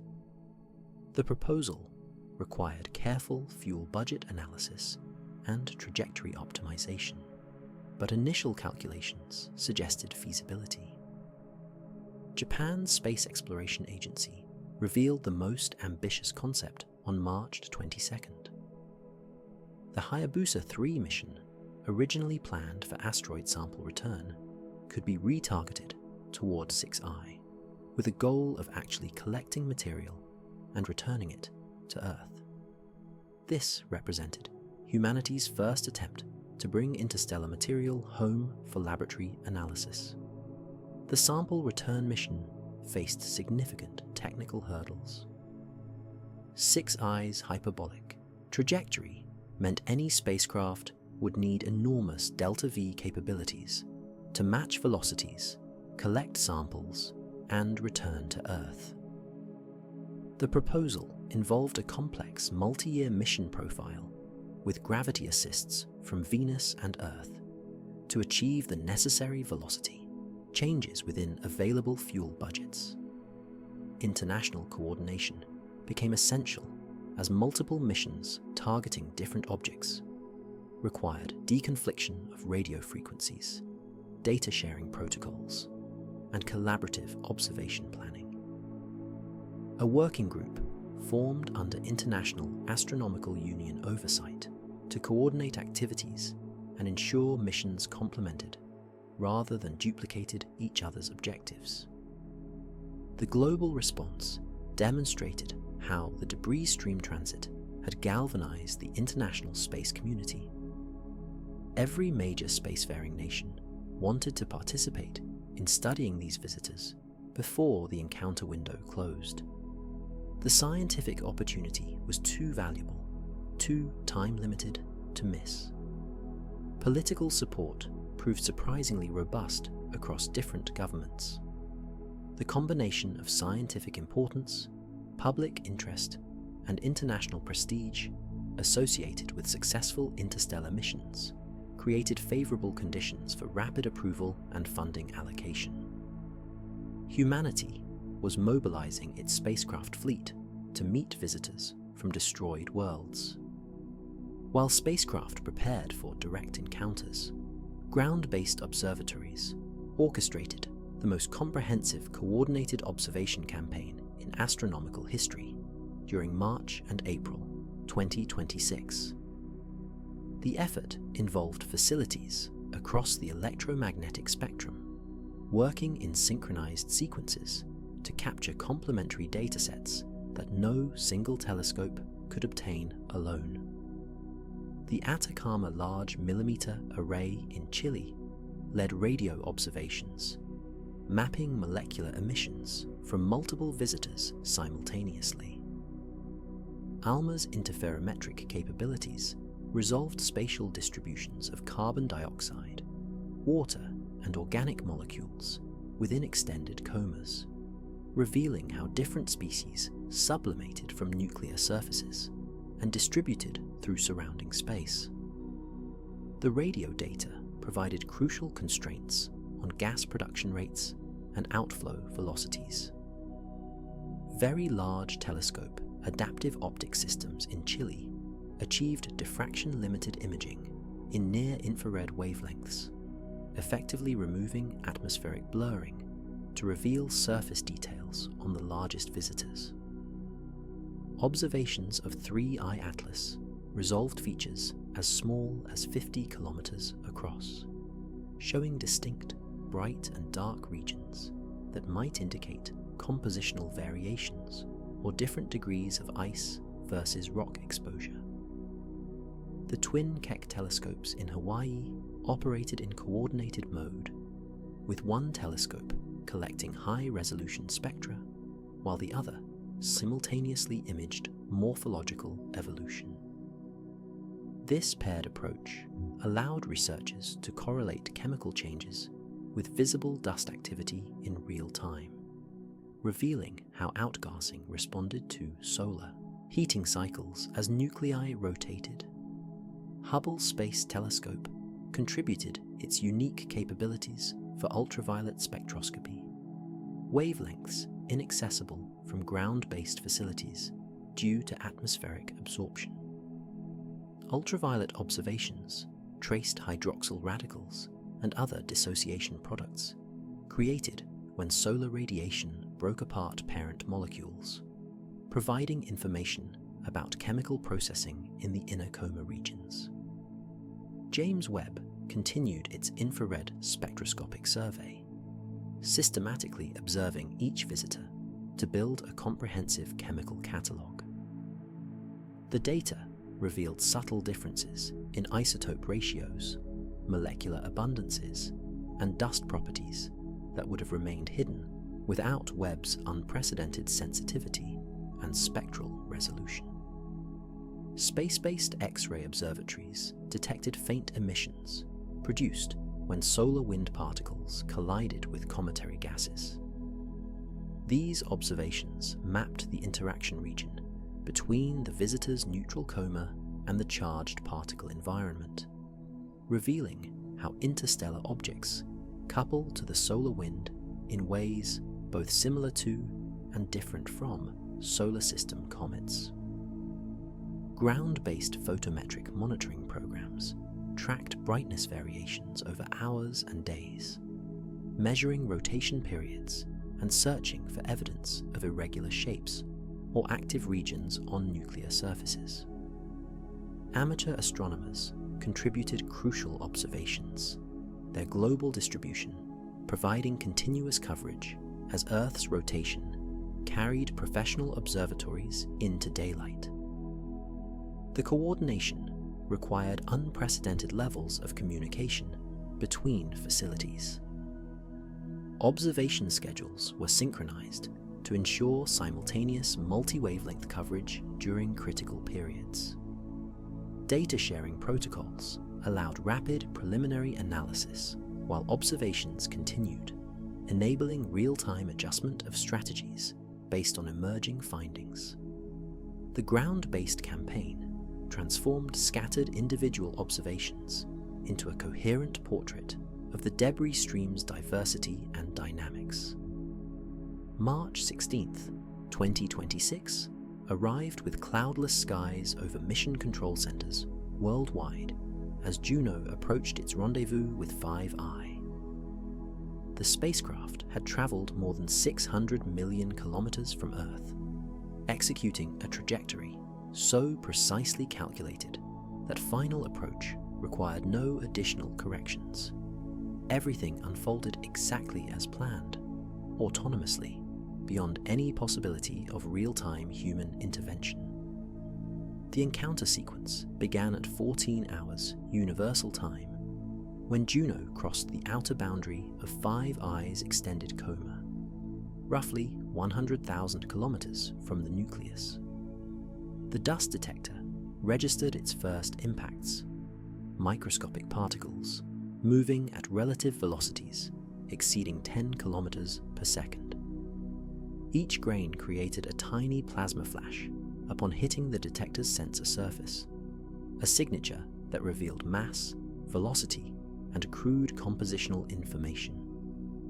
data streamed into Juno's onboard storage systems as the spacecraft penetrated deeper into the coma.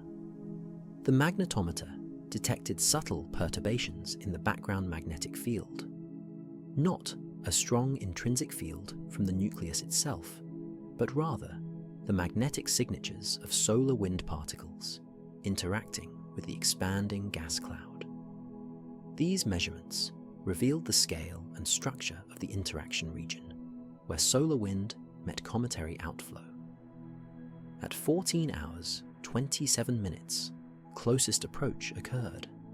Juno flashed past Five Eyes' nucleus at a relative velocity of 19 kilometers per second, covering the 1,200 kilometer separation distance in just over 1 minute.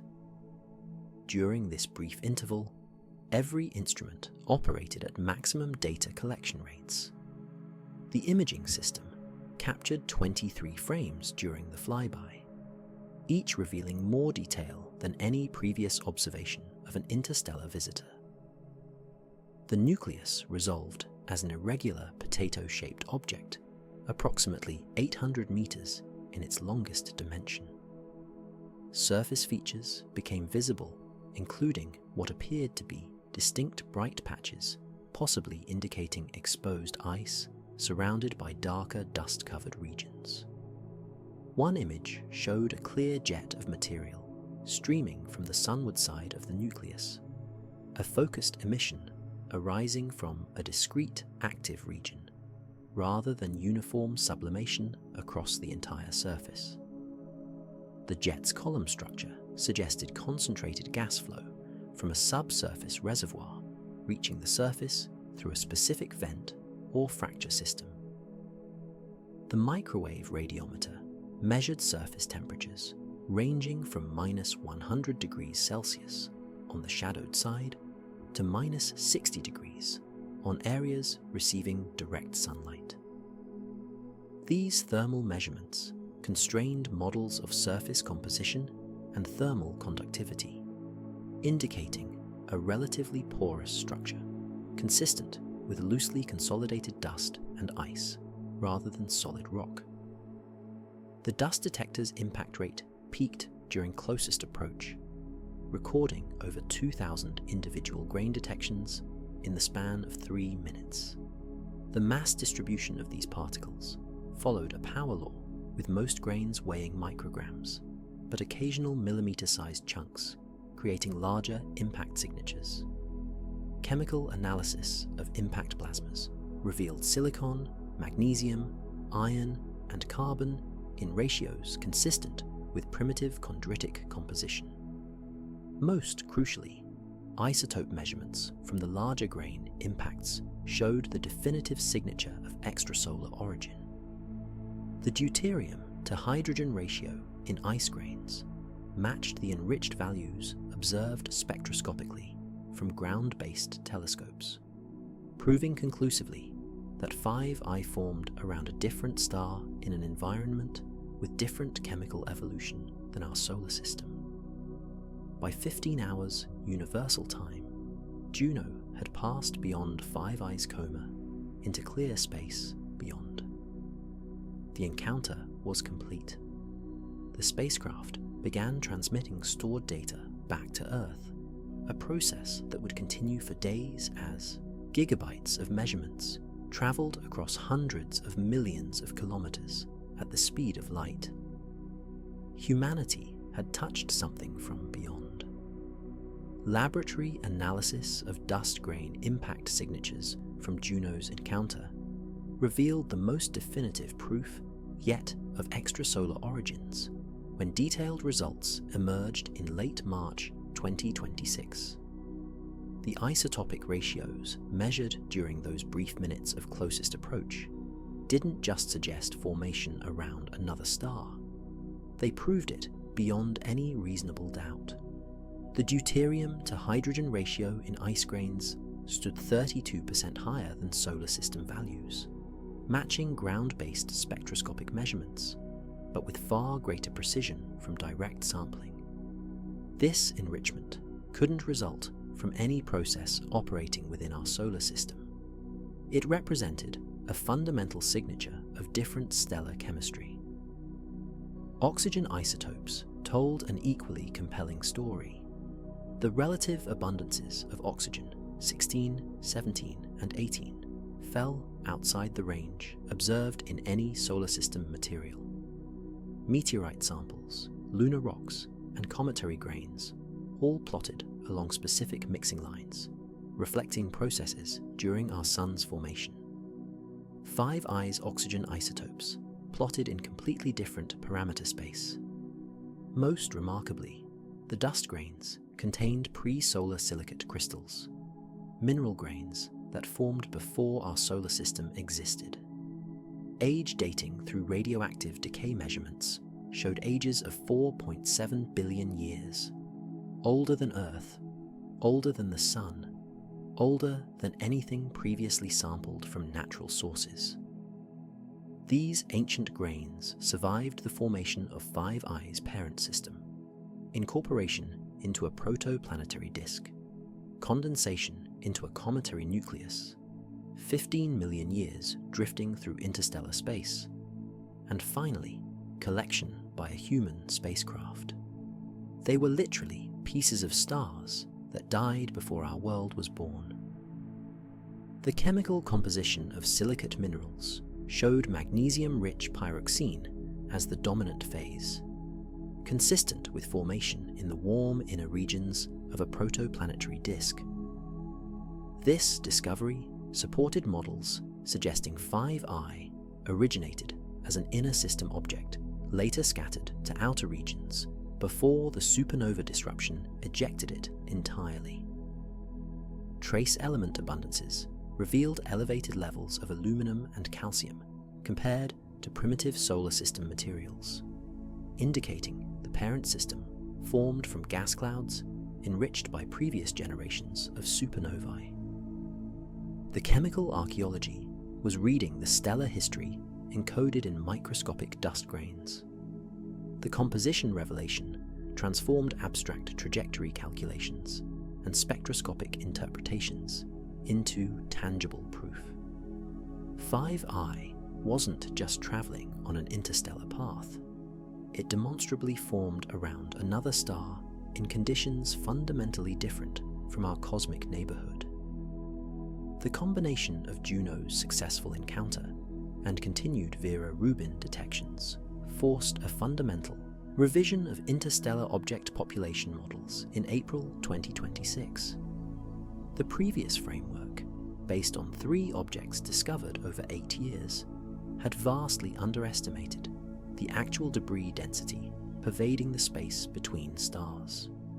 By mid-April, confirmed interstellar visitor counts reached 12 objects, with 8 more candidates awaiting verification. Detection rates during peak debris stream crossing approached 3 confirmations per month, far exceeding even optimistic pre-Vera Rubin predictions. The statistical sample finally became large enough for meaningful population synthesis.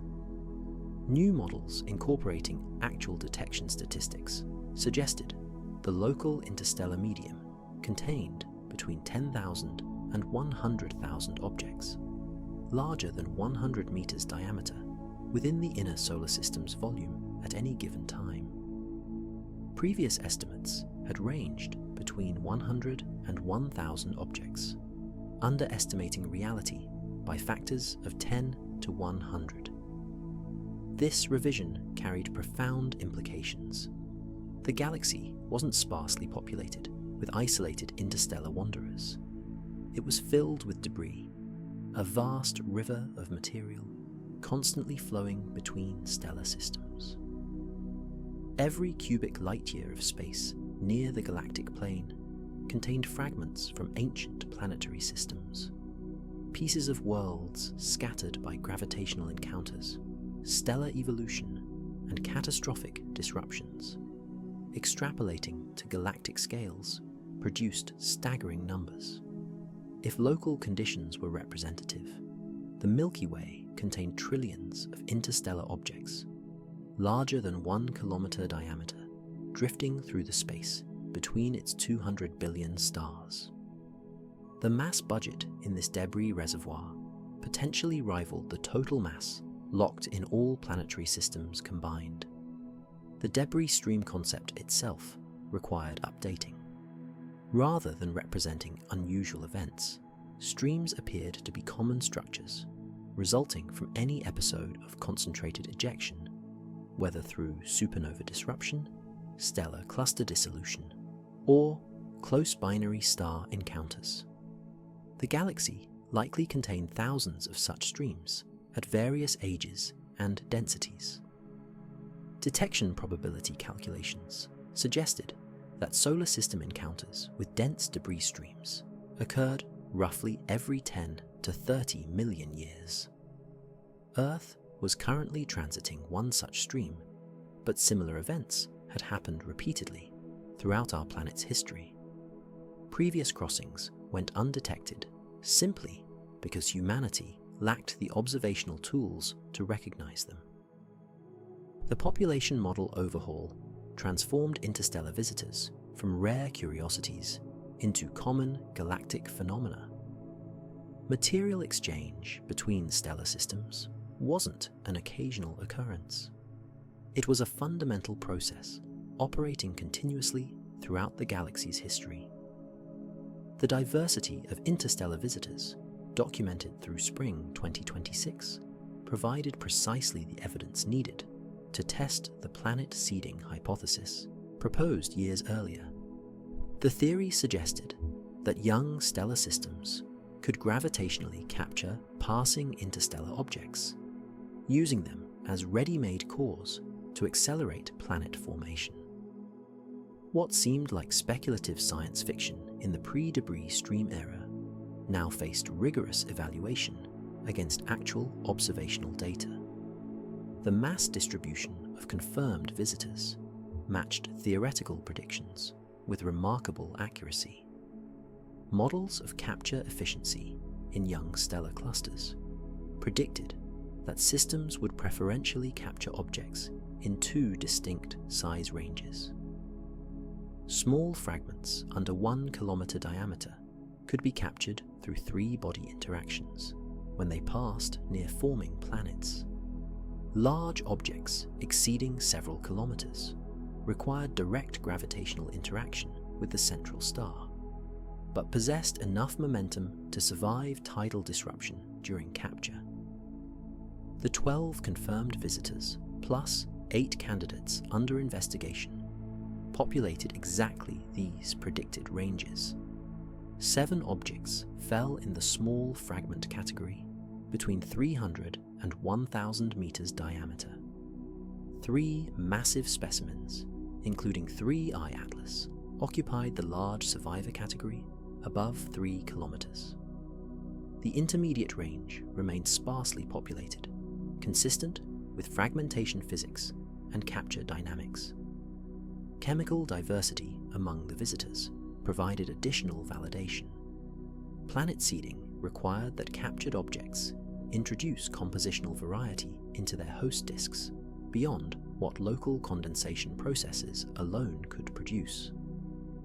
The extreme variations observed, from 9-eyes pure carbon dioxide to 10-eyes ammonia-rich chemistry, demonstrated exactly this kind of exotic input that capture scenarios predicted. Computer simulations of young stellar systems incorporating interstellar object capture showed dramatic effects on planet formation timescales. Traditional core accretion models struggled to build gas giant planets within the 5 to 10 million year window before protoplanetary disks dispersed.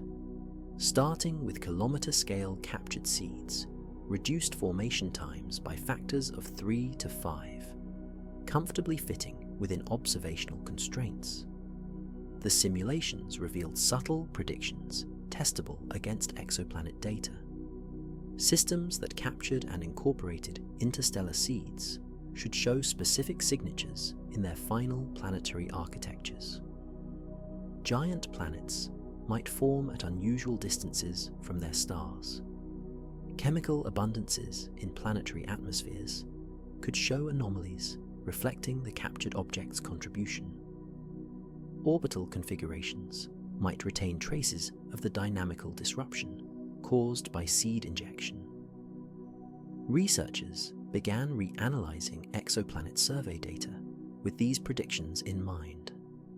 Several known systems showed characteristics potentially explained by capture seeding. Hot Jupiters, gas giants orbiting extremely close to their stars, might result from seeds captured with high eccentricities that underwent tidal circularization. Super-Earths with unusual compositional signatures could represent captured objects that never accreted enough gas to become giants. The debris stream transit itself offered direct evidence for seeding plausibility. If our solar system, already mature at 4.5 billion years old, encountered 12 confirmed visitors in 18 months, young systems surrounded by massive gas-rich disks would experience far higher encounter rates. Dense stellar clusters during their first few million years would see constant traffic of interstellar debris. Capture cross-sections calculated from the visitor velocity distribution suggested that typical young systems might capture between 10 and 100 interstellar objects during their formation epochs. Not all captures would lead to successful incorporation into growing planets, but even a 10% efficiency rate would provide multiple seeds per system. The timing of the Scorpius-Centaurus disruption added another layer of validation. The supernova occurred 15 million years ago, when many stellar systems in that association were still forming planets. The debris ejected by that catastrophe would have immediately become available for capture by surviving systems in the same cluster. The event simultaneously destroyed some planetary systems while potentially accelerating planet formation in others through seed injection. This interconnection suggested that stellar clusters operated as coupled environments where planetary formation in one system directly influenced outcomes in neighboring systems through debris exchange. Planet formation wasn't an isolated process occurring independently around each star. It was a community activity with material constantly redistributed between systems. The validation extended beyond theoretical consistency to quantitative prediction. Models incorporating capture seeding successfully reproduced observed exoplanet mass distributions, orbital architectures, and chemical anomalies that purely local formation scenarios struggled to explain. The hypothesis had graduated from interesting speculation to mainstream theory, supported by multiple independent lines of evidence. The 12 visitors from Scorpius-Centaurus weren't just fragments of destroyed worlds. They were examples of the raw material that might seed planet formation throughout the galaxy, building new worlds from the scattered remains of old ones. The cycle of destruction and creation operated on cosmic scales, ensuring that stellar death contributed to stellar birth in an endless recycling process. The accumulated evidence from 20 confirmed interstellar visitors by May 2026 forced astronomers to reconceptualize the space between stars, not as empty void, but as an active chemical reactor, where materials mixed and evolved over cosmic timescales. The galaxy operated as an interconnected ecosystem, with stellar systems constantly exchanging debris in processes that fundamentally shaped planetary formation and chemical evolution throughout galactic history. Material ejected from one stellar system didn't simply drift aimlessly through space. It traveled through the interstellar medium, a diffuse sea of gas and dust pervading the galaxy. During these journeys lasting millions of years, cosmic rays bombarded the debris, altering isotope ratios and creating new chemical species. Ultraviolet radiation from distant stars processed surface ices, breaking apart molecules and allowing recombination into more complex forms. Some objects encountered other stellar systems during their travels. Gravitational interactions could capture them, adding external material to protoplanetary disks and introducing chemical diversity, impossible through local processes alone. This capture mechanism meant that planetary systems inherited compositions reflecting not just their parent star's chemistry, but contributions from multiple stellar sources, scattered across dozens or hundreds of light years. Our own solar system almost certainly contained captured interstellar material. Anomalous isotope ratios in certain meteorites had puzzled researchers for decades. These samples showed compositions inconsistent with formation in a chemically uniform solar nebula. The new understanding suggested they might represent fragments of captured interstellar objects that became incorporated into asteroids during the solar system's early chaotic phase. The organic molecules detected in 7I and 8I gained new significance in this ecosystem framework. If complex carbon chemistry developed in multiple stellar systems and survived interstellar transit, then prebiotic compounds were common galactic commodities. Young planets didn't need to synthesize all their organic chemistry locally. They received deliveries from the interstellar medium, chemical jumpstarts that might accelerate the pathway toward life. This galactic-scale mixing process operated throughout the Milky Way's history. Early in the galaxy's evolution, when stars formed in dense clusters with high metallicity gradients, material exchange between systems would have been even more vigorous than today. The first generations of planets likely incorporated substantial fractions of captured interstellar debris. The ecosystem concept extended to energy flow and chemical evolution. Supernovae didn't just destroy nearby planetary systems. They enriched the interstellar medium with heavy elements synthesized in stellar cores, elements that eventually condensed into new generations of stars and planets. The debris scattered by these explosions carried these heavy elements directly to forming systems, accelerating chemical evolution. The timescale for complete mixing approached 100 million years. Material ejected from a stellar system could be captured by another system, incorporated into planets, eventually re-ejected through gravitational interactions, and continue circulating through the galaxy. Individual atoms might participate in multiple episodes of planet formation across different stellar systems over billions of years. This perspective transformed how astronomers thought about planetary system uniqueness. Every system drew materials from a common galactic reservoir, mixing local and imported components in proportions determined by formation timing and local conditions. The diversity observed in exoplanet compositions reflected this complex mixing history rather than purely local formation differences. The galaxy was alive with exchange, a vast recycling system ensuring that stellar death fed stellar birth in endless cycles of creation and destruction. The search for extraterrestrial intelligence faced new questions in late May 2026, as researchers contemplated the implications of galaxy-wide material exchange revealed by the debris stream discoveries. 20 confirmed interstellar visitors had been studied in exhaustive detail with every available instrument and technique. None showed any indication of artificial origin or technological manufacture. All observations proved consistent with natural, geological, and chemical processes. This null result carried significant meaning for understanding how common technological civilizations might be in the galaxy.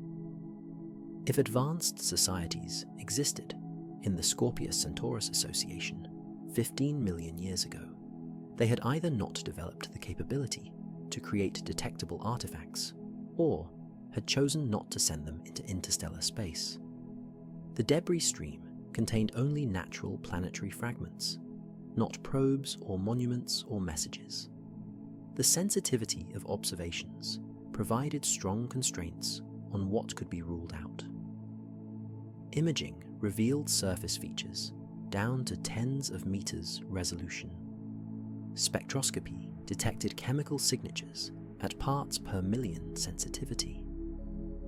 Magnetic field measurements would have easily identified strong permanent magnetization inconsistent with natural materials. Radio observations covered frequencies where intentional signals would stand out clearly against natural emissions. None of these measurements revealed anything unexpected from natural cometary bodies.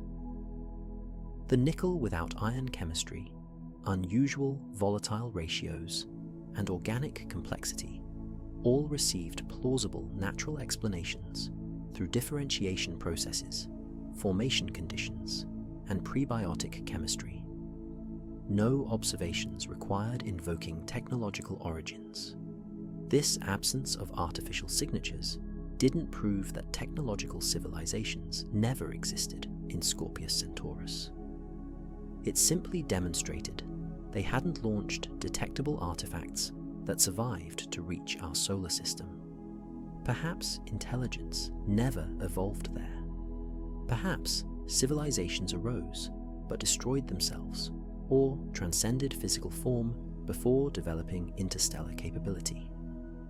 Perhaps they existed but chose not to send objects into space. The debris stream transit did validate key assumptions underlying certain SETI strategies. Material could travel between stellar systems and survive for millions of years. The galaxy mixed debris vigorously through natural processes. Young planetary systems received chemical contributions from external sources.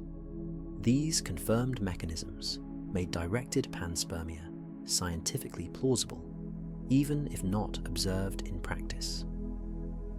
If natural processes could transport complex organic molecules between stellar systems, deliberate seeding missions would be technically feasible for civilizations with modest space capabilities.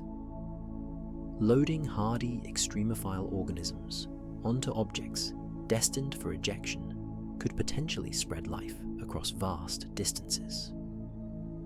Whether any civilization had actually attempted such programs remained unknown. The question shifted from whether galactic-scale transport worked to whether anyone was using it intentionally. The 20 natural visitors demonstrated the mechanism. The absence of obvious artifacts suggested either technological rarity or deliberate subtlety in any existing programs. Some researchers proposed that truly advanced civilizations might disguise their artifacts as natural objects, making them indistinguishable from geological specimens until triggered by specific conditions or examined with technologies beyond current capabilities. This possibility couldn't be ruled out, but ventured into untestable speculation. The conservative interpretation held that the galaxy contained abundant natural interstellar debris, with chemical and physical properties explainable through conventional astrophysics. Extraordinary claims about artificial origins required extraordinary evidence, and such evidence remained absent despite sensitive searches. Yet the demonstrated efficiency of galactic material exchange made the Fermi paradox, the puzzle of why we don't see evidence of alien civilizations, slightly more puzzling. If debris traveled easily between stars, deliberate signaling or artifact dispersal should be equally feasible.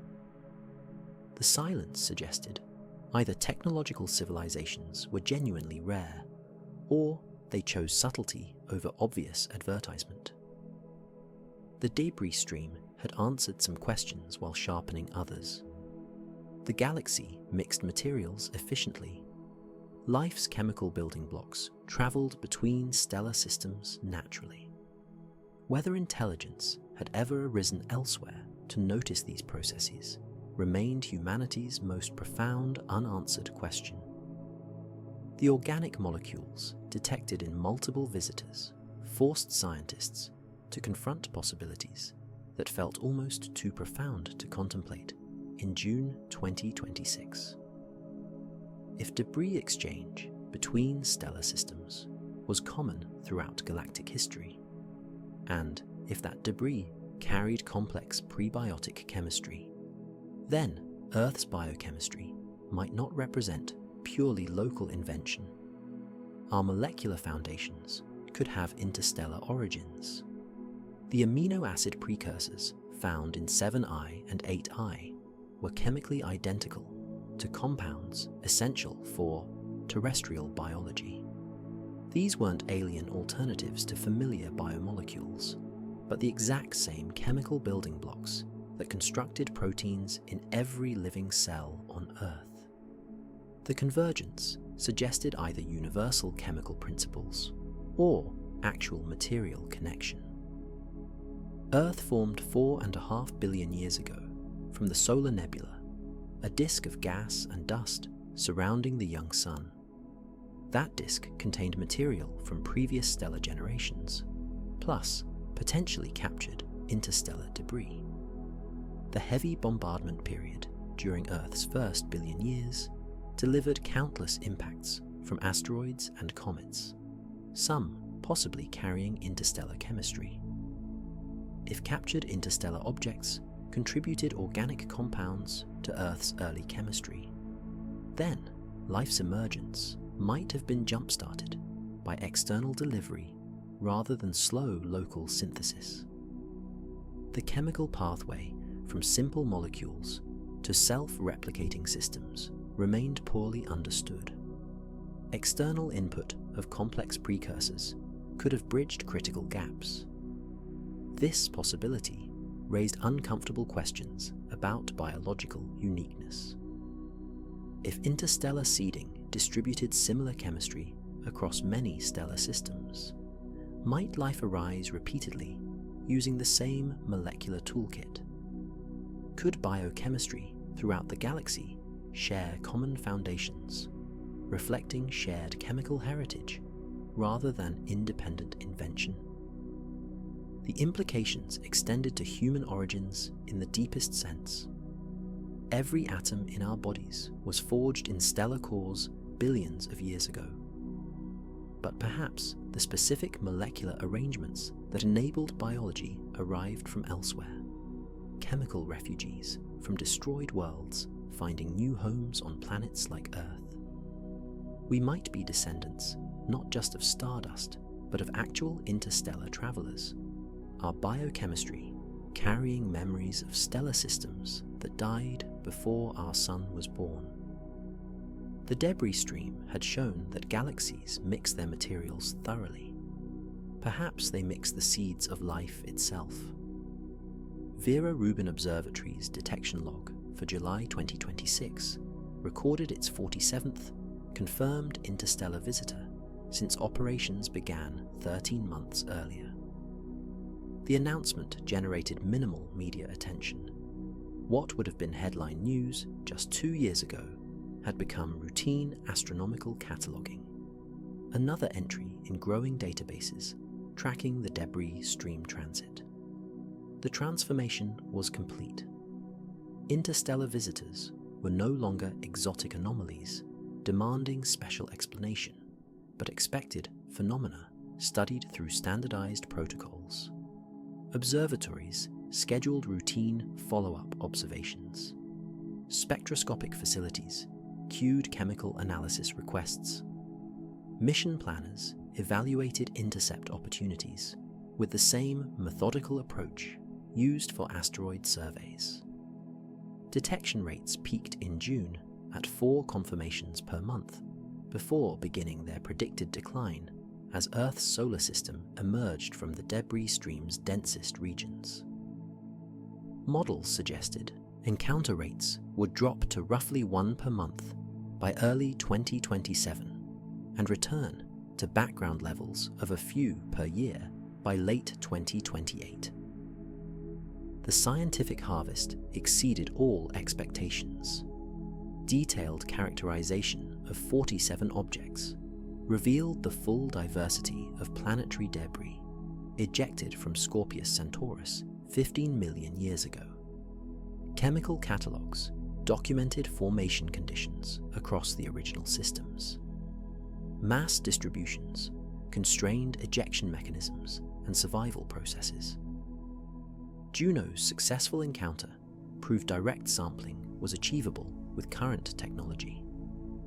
3 I-Atlas's legacy was proving it hadn't been an isolated mystery, but the herald of a population humanity simply hadn't been able to see before. The silent giant's anomalous properties made more sense in context of the full debris stream. It was massive, but not impossibly so. Chemically unusual, but not unique. Morphologically strange, yet part of a continuum of behaviors. The fundamental lesson was humility. For decades, astronomers had assumed interstellar visitors were rare because few had been detected. The truth was simpler and more profound. We weren't looking hard enough. The galaxy had been filled with wandering debris all along, patiently waiting for humanity to build telescopes capable of seeing what was always there. What else remained invisible, not from absence, but from insufficient observation? The question lingered as the debris stream slowly faded from view.